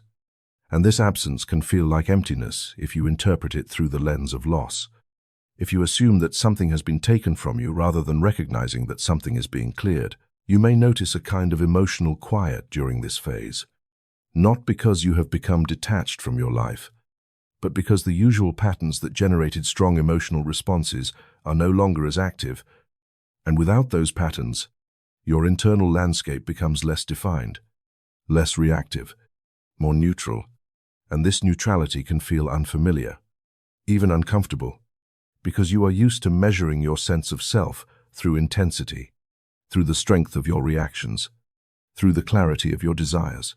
And here, in this in-between state, those markers are less pronounced, desires feel less urgent, reactions feel less automatic, and your sense of direction feels less fixed. And this can create the illusion that you are lost, that you have lost your drive, your clarity, your sense of purpose. But what you are actually experiencing is the absence of the old structures that once created that sense of direction, and the new structures have not yet fully formed. You might find yourself withdrawing slightly, not out of avoidance, but out of a natural inclination to spend more time within yourself, to observe rather than engage, to reflect rather than act. And this withdrawal is not isolation. It is integration. It is your system processing everything that has been shifting, everything that has been dissolving, everything that is preparing to take shape in a new way. There may also be moments of doubt, moments where you question whether you have made a mistake, whether you have lost something important, whether you should try to return to the version of yourself that felt more defined, more certain, more stable. And this doubt is not a sign that you are on the wrong path. It is a natural response to being in a space where the usual reference points are no longer available, because without those reference points, the mind cannot orient itself in the way it is used to. It cannot rely on past patterns to predict the future. It cannot use familiar identities to guide your actions. And this creates a sense of vulnerability, a feeling of being exposed to the unknown without a clear map to follow.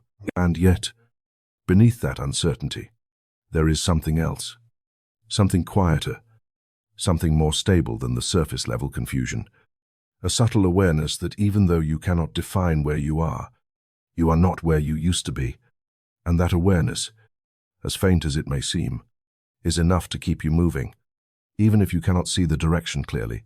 You may also notice that time feels different in this phase, not necessarily slower or faster, but less structured, less driven by urgency, less tied to specific outcomes. And this shift in how you experience time reflects the deeper process that is taking place, because you are no longer moving along a clearly defined trajectory. You are in a space where the next step is not predetermined, where it is emerging in real time rather than being planned in advance. And this can feel uncomfortable if you are used to having a clear plan, a clear sense of where you are going.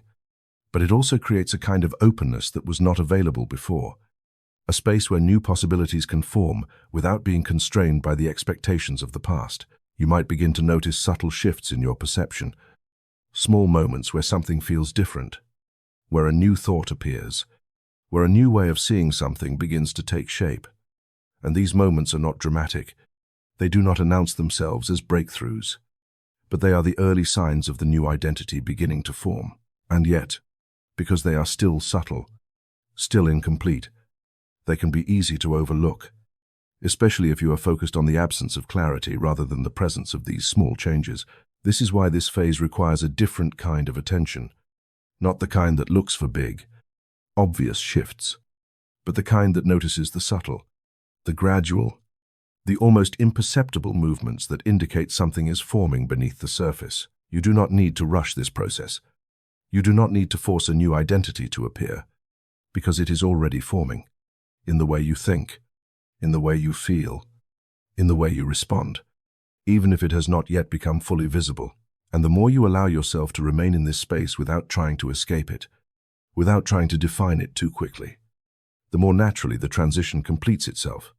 The more the new identity begins to take shape in a way that feels authentic rather than constructed. Because this night is not a void. It is not an absence of identity. It is a space of transformation, a space where the old self has been released and the new self is still emerging. And even though it may feel uncertain, even though it may feel undefined, it is one of the most important phases of the entire process. And if you can stay here, if you can allow this space to exist without resisting it, without interpreting it as something negative, You will begin to see that this uncertainty is not something to fear. It is something to move through, something that prepares you to step into a version of yourself that could not exist without this in-between. Because the truth is, clarity does not come before this phase. It comes after it, and what you are experiencing right now is not the absence of direction. It is the final space where everything that no longer belongs has been cleared, and everything that is meant to emerge is gathering, quietly, waiting for the moment when it can take form in a way that you will finally be able to recognize. Something begins to communicate with you in ways that do not rely on logic, and if you are not paying close attention, you might dismiss it as coincidence, as imagination, as something random that does not hold real meaning. But the more present you become, the more you start to notice patterns that are too precise to ignore, moments that feel guided without being forced, signals that appear quietly yet carry a strange sense of familiarity, as if they are not new at all, but something you are finally able to perceive. You may notice it first in your dreams, not the ordinary kind that fade quickly after you wake up, but the kind that linger, the kind that carry an emotional tone that stays with you throughout the day, the kind that feel less like fantasy and more like a message that you cannot fully translate yet. And even if the images do not make sense immediately, there is something about them that feels intentional, as if your mind is speaking in a language that bypasses your usual way of understanding. And what is important here is not the literal content of those dreams, but the feeling they leave behind, the subtle impressions that stay with you, because those impressions are often more accurate than any direct interpretation. They point to shifts that are happening beneath your conscious awareness, movements that have not yet surfaced in your waking life, but are already taking form within you. At the same time, you may begin to notice symbols appearing in your daily experience, not in a mystical or exaggerated way, but in small, repeated patterns, certain words that appear more than once, certain ideas that keep returning, certain situations that seem to mirror something you have been thinking about internally. And while each instance on its own might seem insignificant, together they form a kind of pattern that is difficult to ignore. You might hear something in a conversation that directly reflects a thought you had earlier. You might come across a message or an idea at the exact moment you were questioning something. You might notice that certain themes keep appearing across different areas of your life. And this repetition is not accidental. It is the way your awareness is beginning to organize itself, the way your internal state is starting to reflect outward in subtle but precise ways. And this is where guidance begins to shift from something external to something internal. Because instead of looking for answers outside of yourself, you start to recognize that the answers are already forming within you.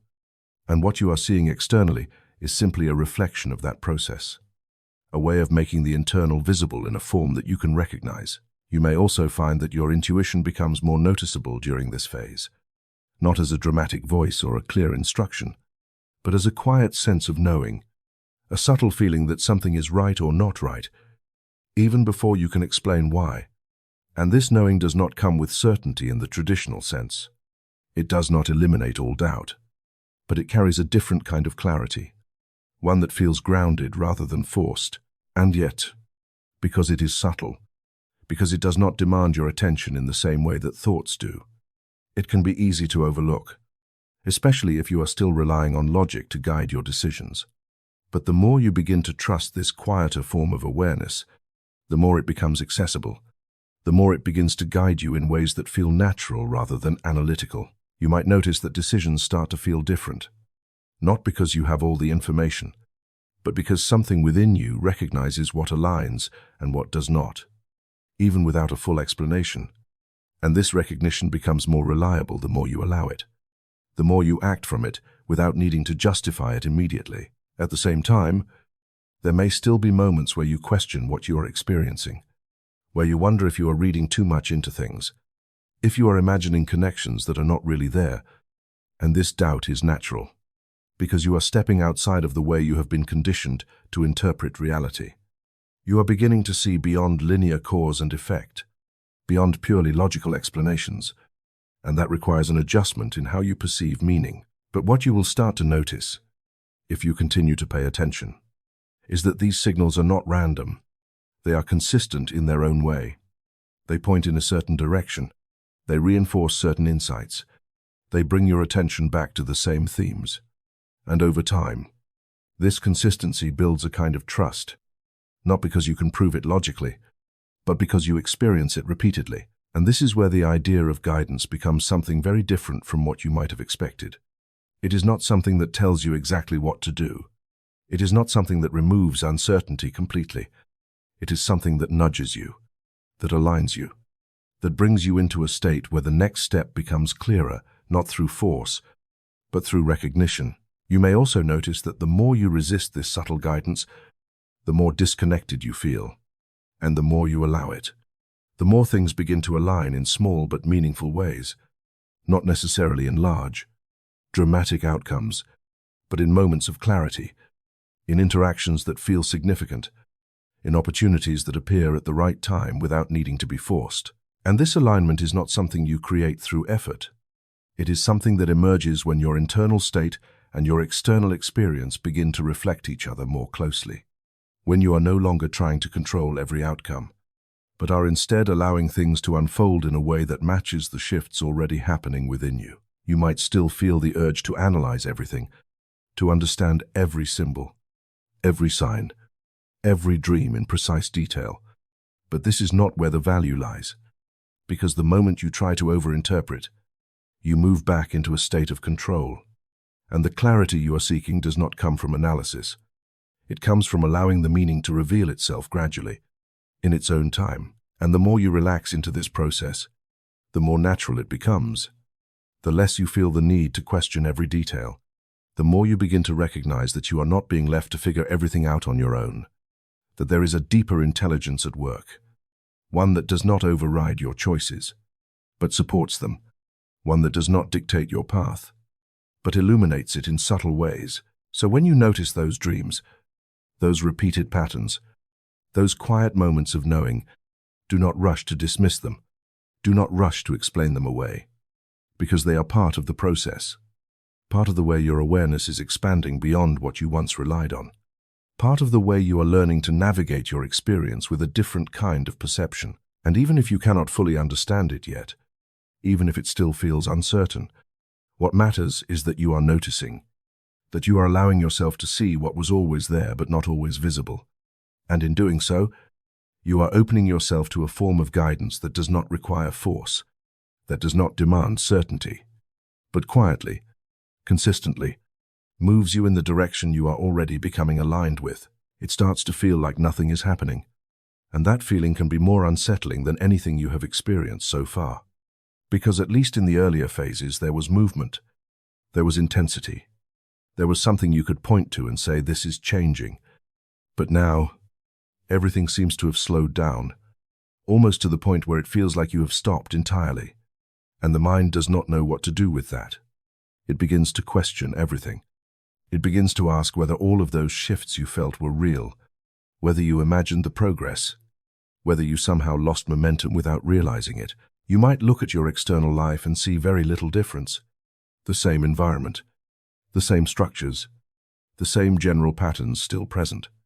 And because you have been conditioned to measure growth through visible outcomes, this lack of obvious change begins to feel like stagnation, like you are stuck in place, like something has paused indefinitely without explanation. And this perception can create a quiet frustration, not always intense, but persistent. A sense that something should be happening by now, something should be different. And this is where the illusion begins. Because what you are interpreting as stagnation is actually integration, a phase that does not produce immediate external results, but is essential for stabilizing everything that has already shifted within you. And this phase is quiet by nature. It does not demand attention. It does not create dramatic contrast. It operates beneath the surface, organizing, aligning, and grounding the changes that would otherwise remain unstable if pushed too quickly into expression. You may notice that your internal state feels more neutral during this time, less intense, less reactive, less driven by strong emotional waves. And this neutrality can be misinterpreted as a lack of progress, because you are used to associating change with strong feelings, with breakthroughs, with moments that feel significant and undeniable. But real transformation does not sustain that level of intensity. It moves through phases, and this is the phase where everything settles. At the same time, there may be a subtle impatience building beneath the surface, not necessarily urgent, but present enough to influence how you perceive your experience. You may feel the urge to do something, to create movement, to force clarity, to make a decision that will confirm that you are still progressing. And this urge can be tempting, because it offers a sense of control, a way to break the stillness that feels uncertain. But acting from that place often leads you back into patterns that are not fully aligned with who you are becoming, because the integration process has not yet completed. The internal shifts have not yet stabilized into a new baseline. And when you move too quickly, you risk recreating elements of the old structure simply because it is familiar, simply because it gives you something to hold on to. What is actually happening during this phase is much more precise than it appears. Your system is consolidating everything that has changed. It is reinforcing new patterns of perception, new ways of responding, new levels of awareness. And this consolidation requires time, not because something is delaying you, but because stability cannot be rushed. It has to be built gradually, layer by layer. You might begin to notice that your reactions remain different even in the absence of strong external change, that situations that once would have triggered old patterns no longer affect you in the same way, even though the situation itself has not changed. And this is one of the clearest signs that integration is taking place, not in dramatic shifts, but in consistent, subtle differences in how you experience your reality. And yet, because these changes are not accompanied by immediate external transformation, they can feel almost invisible, easy to overlook, easy to dismiss as insignificant, especially if you are focused on what has not changed rather than what has. And this is where awareness becomes essential, because the more you recognize these internal shifts, the more you understand that progress is still unfolding, even if it is not yet visible in the way you expected. You may also notice that your desire to control outcomes has decreased slightly. Not completely, but enough to create a different relationship with uncertainty. You may find that you are more willing to allow things to unfold without needing to define them immediately. And this shift, while subtle, is significant because it reflects a deeper level of trust, not a blind trust, but one that comes from experiencing the process up to this point. At the same time, there may still be moments where doubt returns, where you question whether you are doing enough, whether you are moving fast enough, whether you should be pushing harder. And these moments are part of the integration as well. They reveal where old conditioning still lingers, where the need for constant validation and progress is still active. And by noticing them without reacting, you allow them to dissolve more naturally. You might also feel a kind of emotional flatness during this phase, not in a negative sense, but in a way that lacks the highs and lows you may have been used to. And this can feel unfamiliar if you are used to intensity. But this steadiness is actually a sign that your system is stabilizing, that it is no longer swinging between extremes, that it is finding a more balanced state. And this balance is what allows the next phase to unfold without disruption. Because without it, any external change would be unstable. It would not be supported by a consistent internal state. It would be easily pulled back into old patterns. And so this phase, as uneventful as it may seem, is what makes lasting change possible. You may begin to notice that small things start to align more easily, not in a dramatic way, but in ways that feel natural. Interactions that flow more smoothly, decisions that feel clearer, even if the larger picture is still forming. And these small alignments are early indicators that the integration is taking effect, that your internal state is beginning to influence your external experience more consistently. And yet, because they are subtle, they can be overshadowed by the perception that nothing significant has changed. And this is where perspective becomes everything. Because if you are only looking for large, obvious shifts, you will miss the quiet transformations that are already taking place. So instead of asking why nothing is happening, I want you to consider the possibility that everything is happening in a way that is not immediately visible, that this stillness is not a delay, but a necessary phase of stabilization, that what you are experiencing is not stagnation, but preparation for a level of change that requires a different kind of foundation. Because the truth is, if everything were to change externally right now, without this integration, It would not last. It would feel overwhelming. It would create instability, and you would find yourself pulled back into patterns that you have already begun to outgrow. And so this phase exists to prevent that, to ensure that when change does appear, it is supported, it is stable, it is aligned with who you have become. And the more you allow this phase without resisting it, without trying to force movement, without interpreting the stillness as something negative, the more quickly it completes itself, the more naturally the next phase begins to emerge, not as something you have to chase, but as something that unfolds in response to the internal stability you have already established. Because what feels like nothing is often everything, just happening where you cannot yet see it.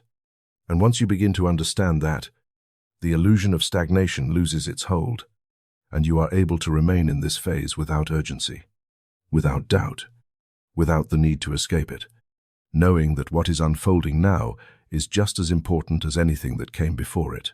At some point, without you deciding it consciously, without a dramatic moment where you tell yourself, "This is the day I let go," things begin to fall away on their own, not because you pushed them out, not because you forced yourself to change, but because the connection that once held them in place is no longer there.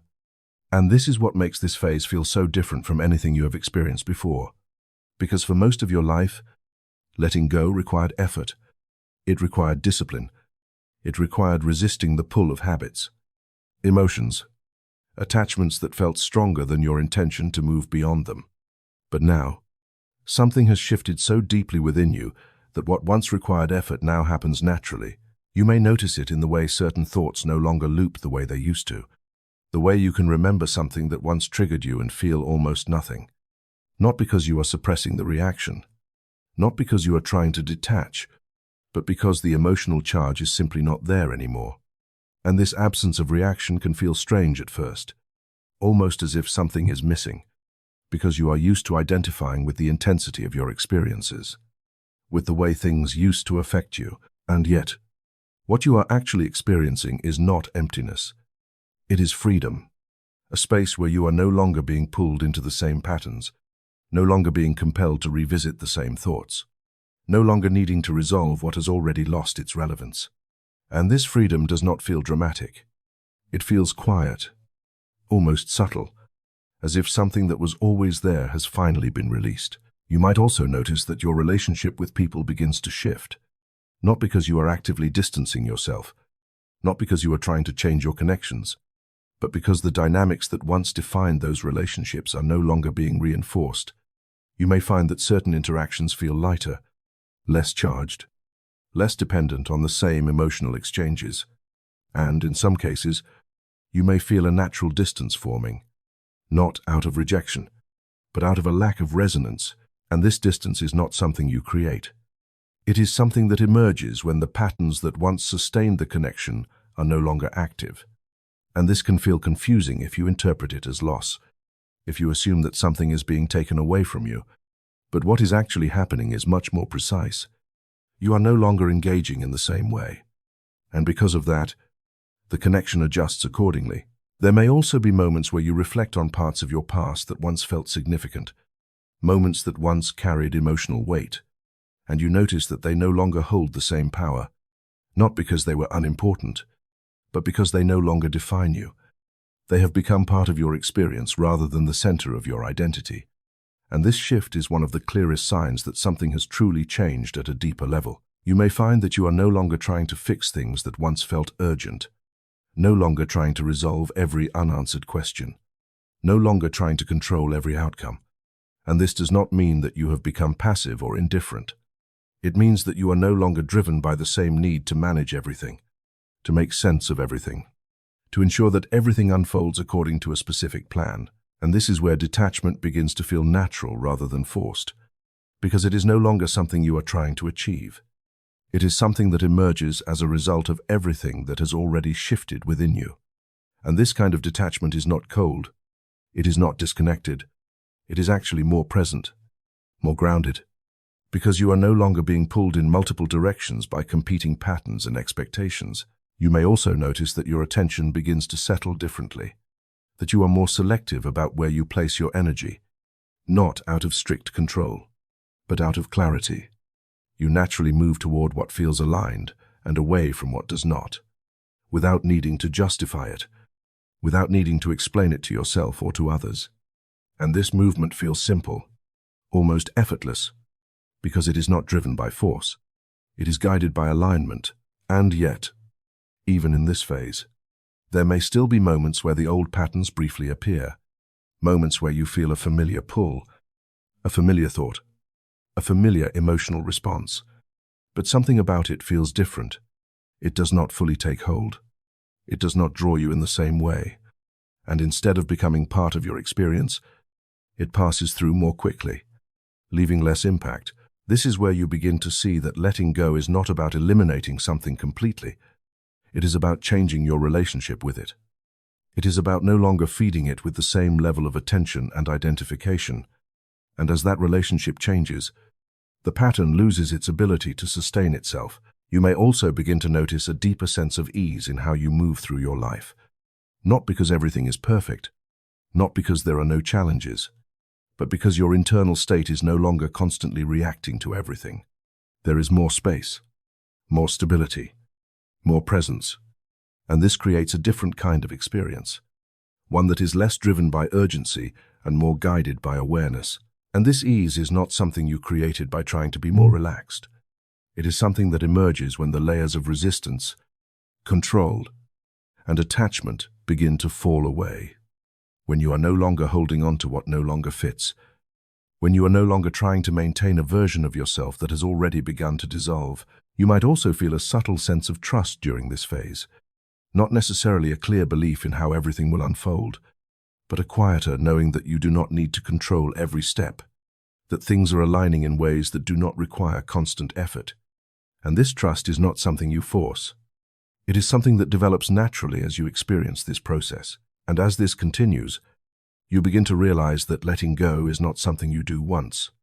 It is something that happens continuously, not as a struggle, but as a natural part of your evolution, as a way of making space for what is emerging, as a way of allowing your experience to reflect your internal state more accurately. So when you notice that something has fallen away, whether it is a thought, a habit, a connection, or an attachment, do not rush to replace it. Do not interpret it as something missing, because what is leaving is not being taken from you. It is being released because it no longer belongs in the version of your life that is taking shape. And the more you allow this process without interference, without trying to hold on to what is already dissolving, the more natural it becomes. The more you begin to trust it. The more you see that this is not about losing anything essential.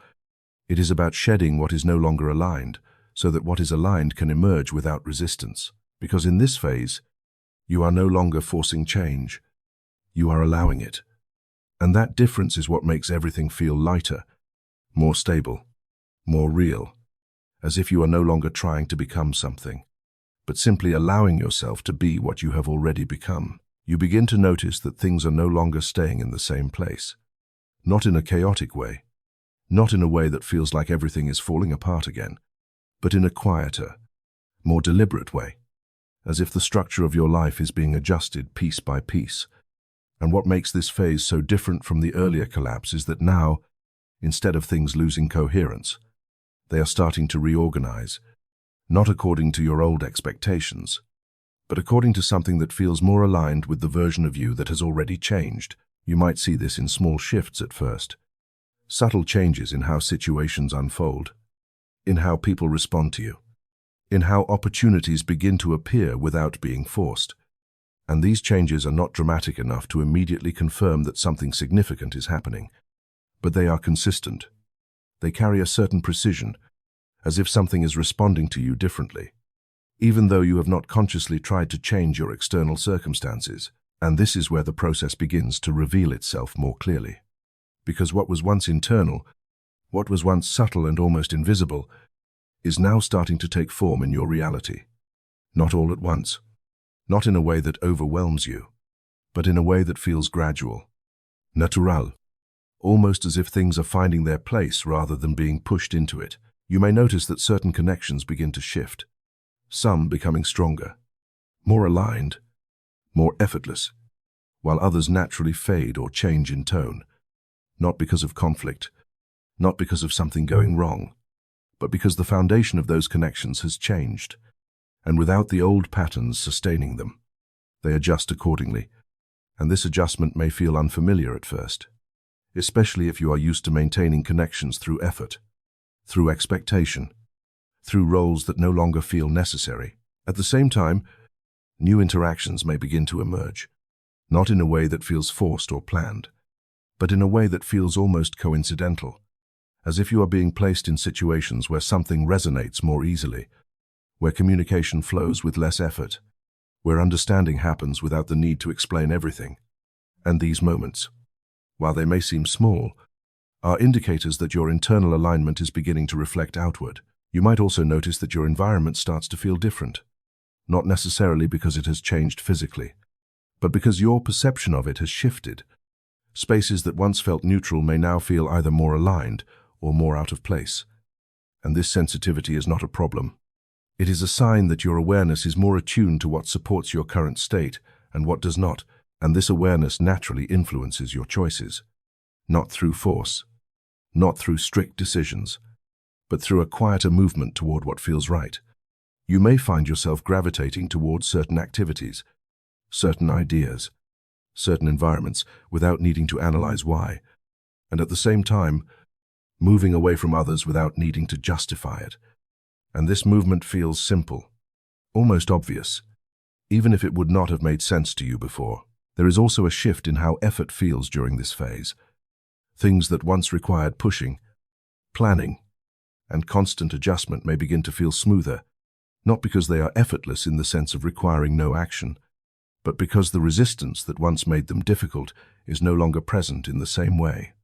And this creates a different experience of progress, one that feels less like forcing your way forward and more like moving with something that is already unfolding.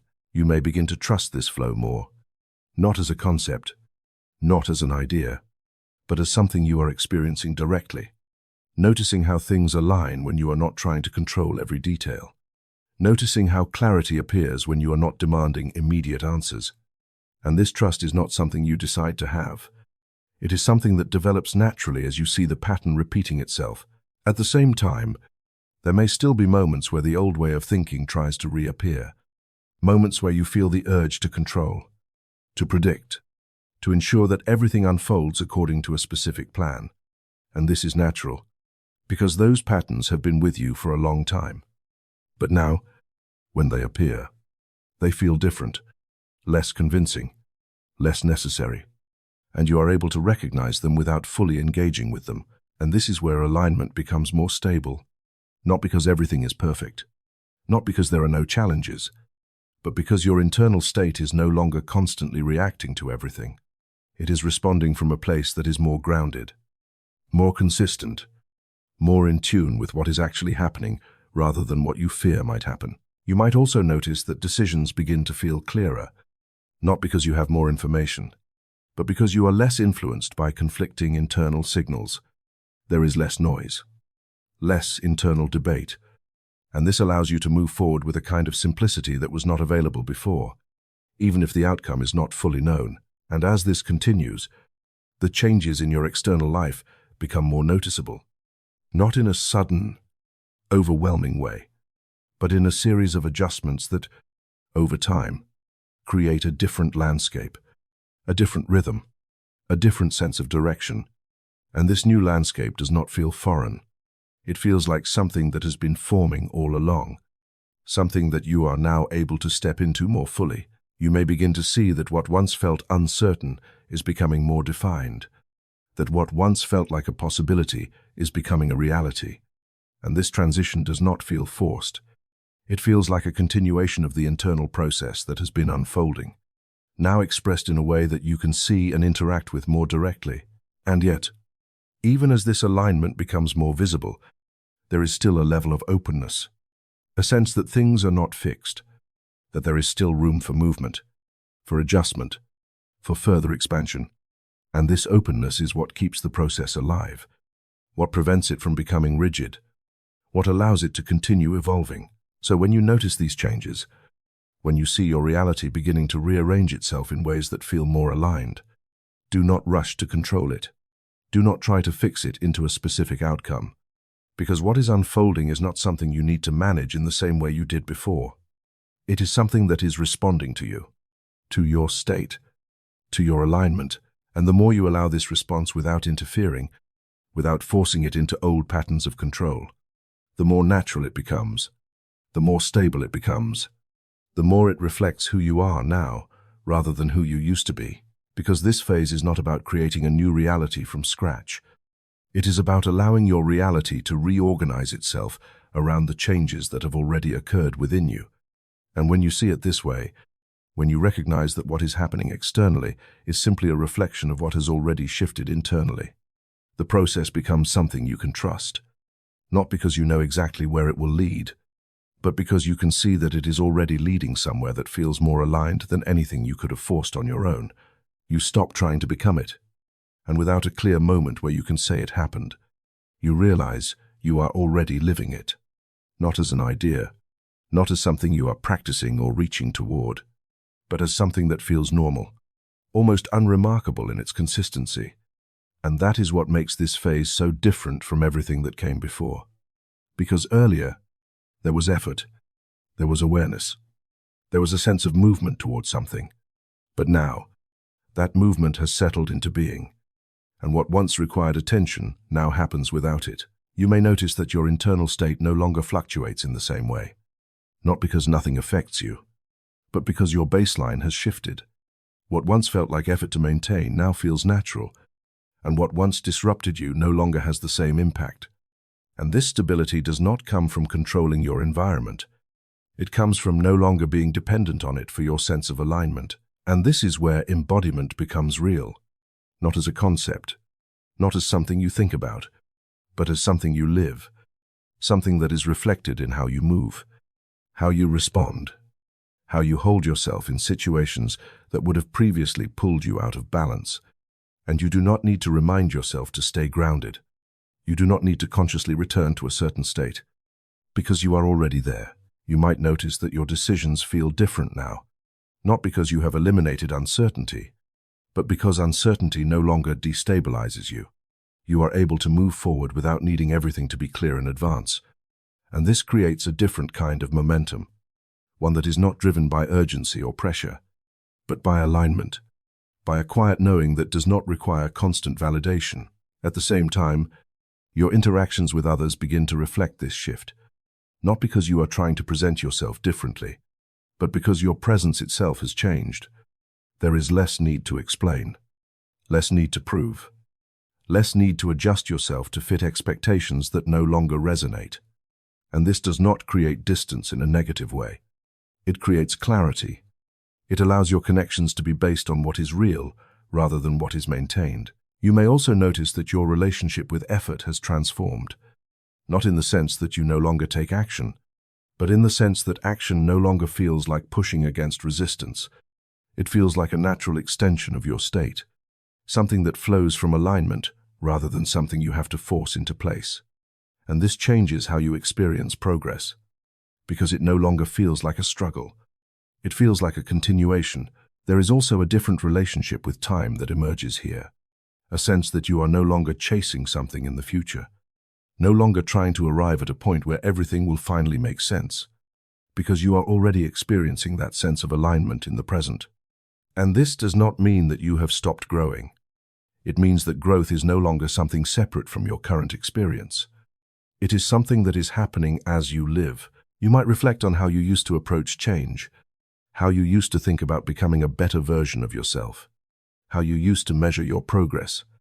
And you may notice that those perspectives no longer feel relevant in the same way, not because they were wrong, but because they belong to a stage where you were still trying to move toward something.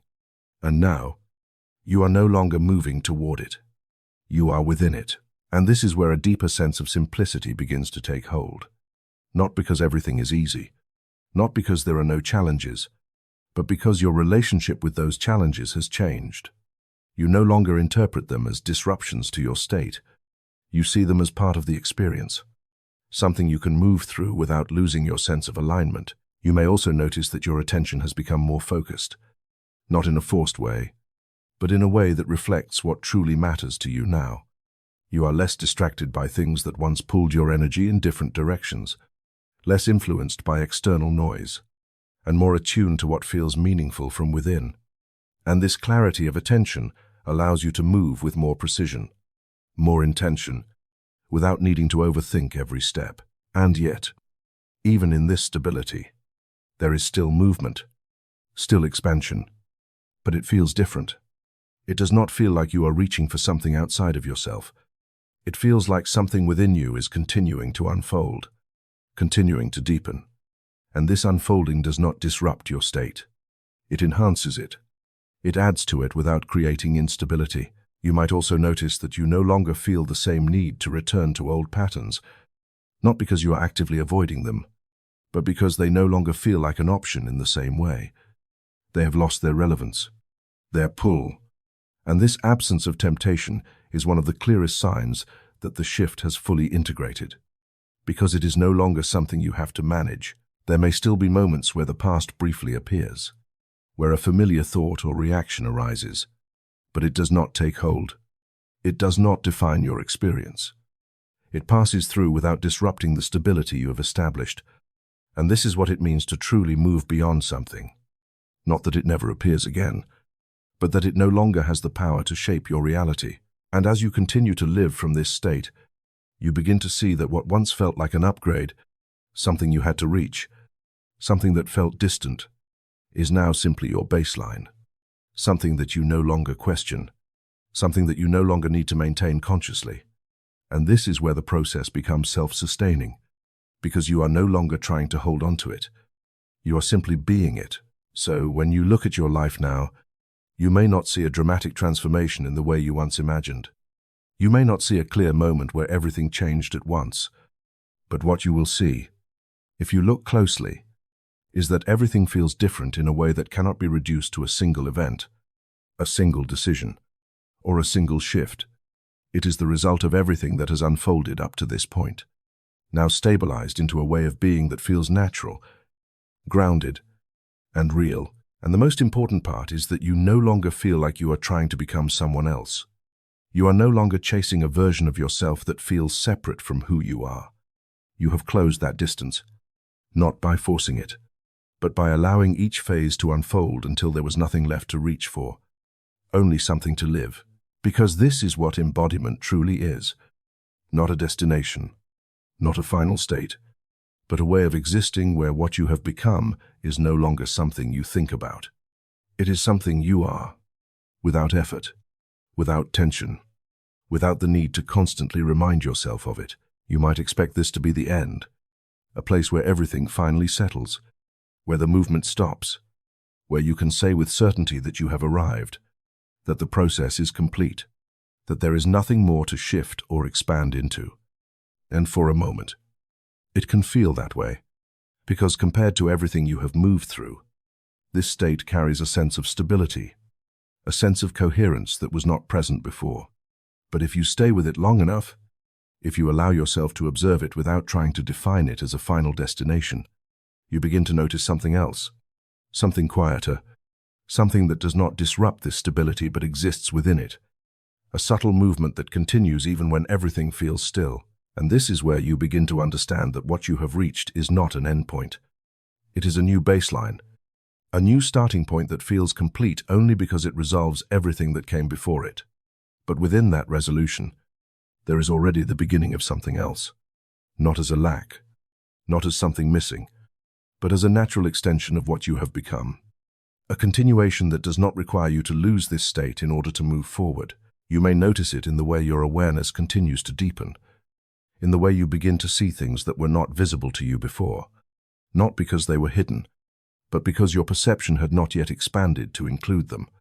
And now, without effort, without searching, new layers of understanding begin to appear, not as dramatic revelations, but as quiet realizations that feel obvious once they arise. At the same time, your relationship with growth begins to change. It no longer feels like something you have to pursue, something you have to chase or achieve. It becomes something that unfolds naturally as part of your experience, something that happens as you live rather than something you have to step outside of your life to focus on. And this shift removes the pressure that once came with the idea of constant improvement. You may also notice that challenges still arise. Situations still occur that require your attention, your response, your presence, but they no longer feel like obstacles in the same way. They feel like part of the movement, part of the unfolding. And instead of pulling you out of alignment, they become opportunities to express the stability you have developed, to move through them without losing yourself in the process. And this is where the idea of evolution becomes something very different from what you once believed. It is no longer about becoming better, becoming more, becoming something else. It is about expanding what already is, allowing new aspects of yourself to emerge without needing to reject what you have already integrated. And this creates a sense of continuity that does not rely on constant change, but on continuous unfolding. You might also begin to notice that your sense of identity becomes less fixed, not in a way that feels unstable, but in a way that feels open, flexible, adaptable, as if you are no longer confined to a single definition of who you are, but are instead able to move between different expressions of yourself without losing your center. And this fluidity is what allows ongoing evolution to happen without disruption. There may be moments where you catch yourself expecting something more, expecting a final confirmation that you have reached a point where everything is resolved permanently. But those moments begin to fade as you recognize that there is no final state in the way you once imagined. There is only this continuous process of becoming, and that process does not take away from what you have achieved. It builds on it. You may also notice that your awareness of time continues to shift, not in a dramatic way, but in how you relate to it. There is less focus on where you are going and more presence in where you are, not because you have stopped moving forward, but because forward movement is no longer separate from your current experience. It is happening within it, not ahead of it, and this changes how you engage with your life, because you are no longer waiting for a future moment where everything will align. You are experiencing alignment as something that is already present, something that continues to deepen rather than something you have to reach. And this removes the sense of urgency that once drove you.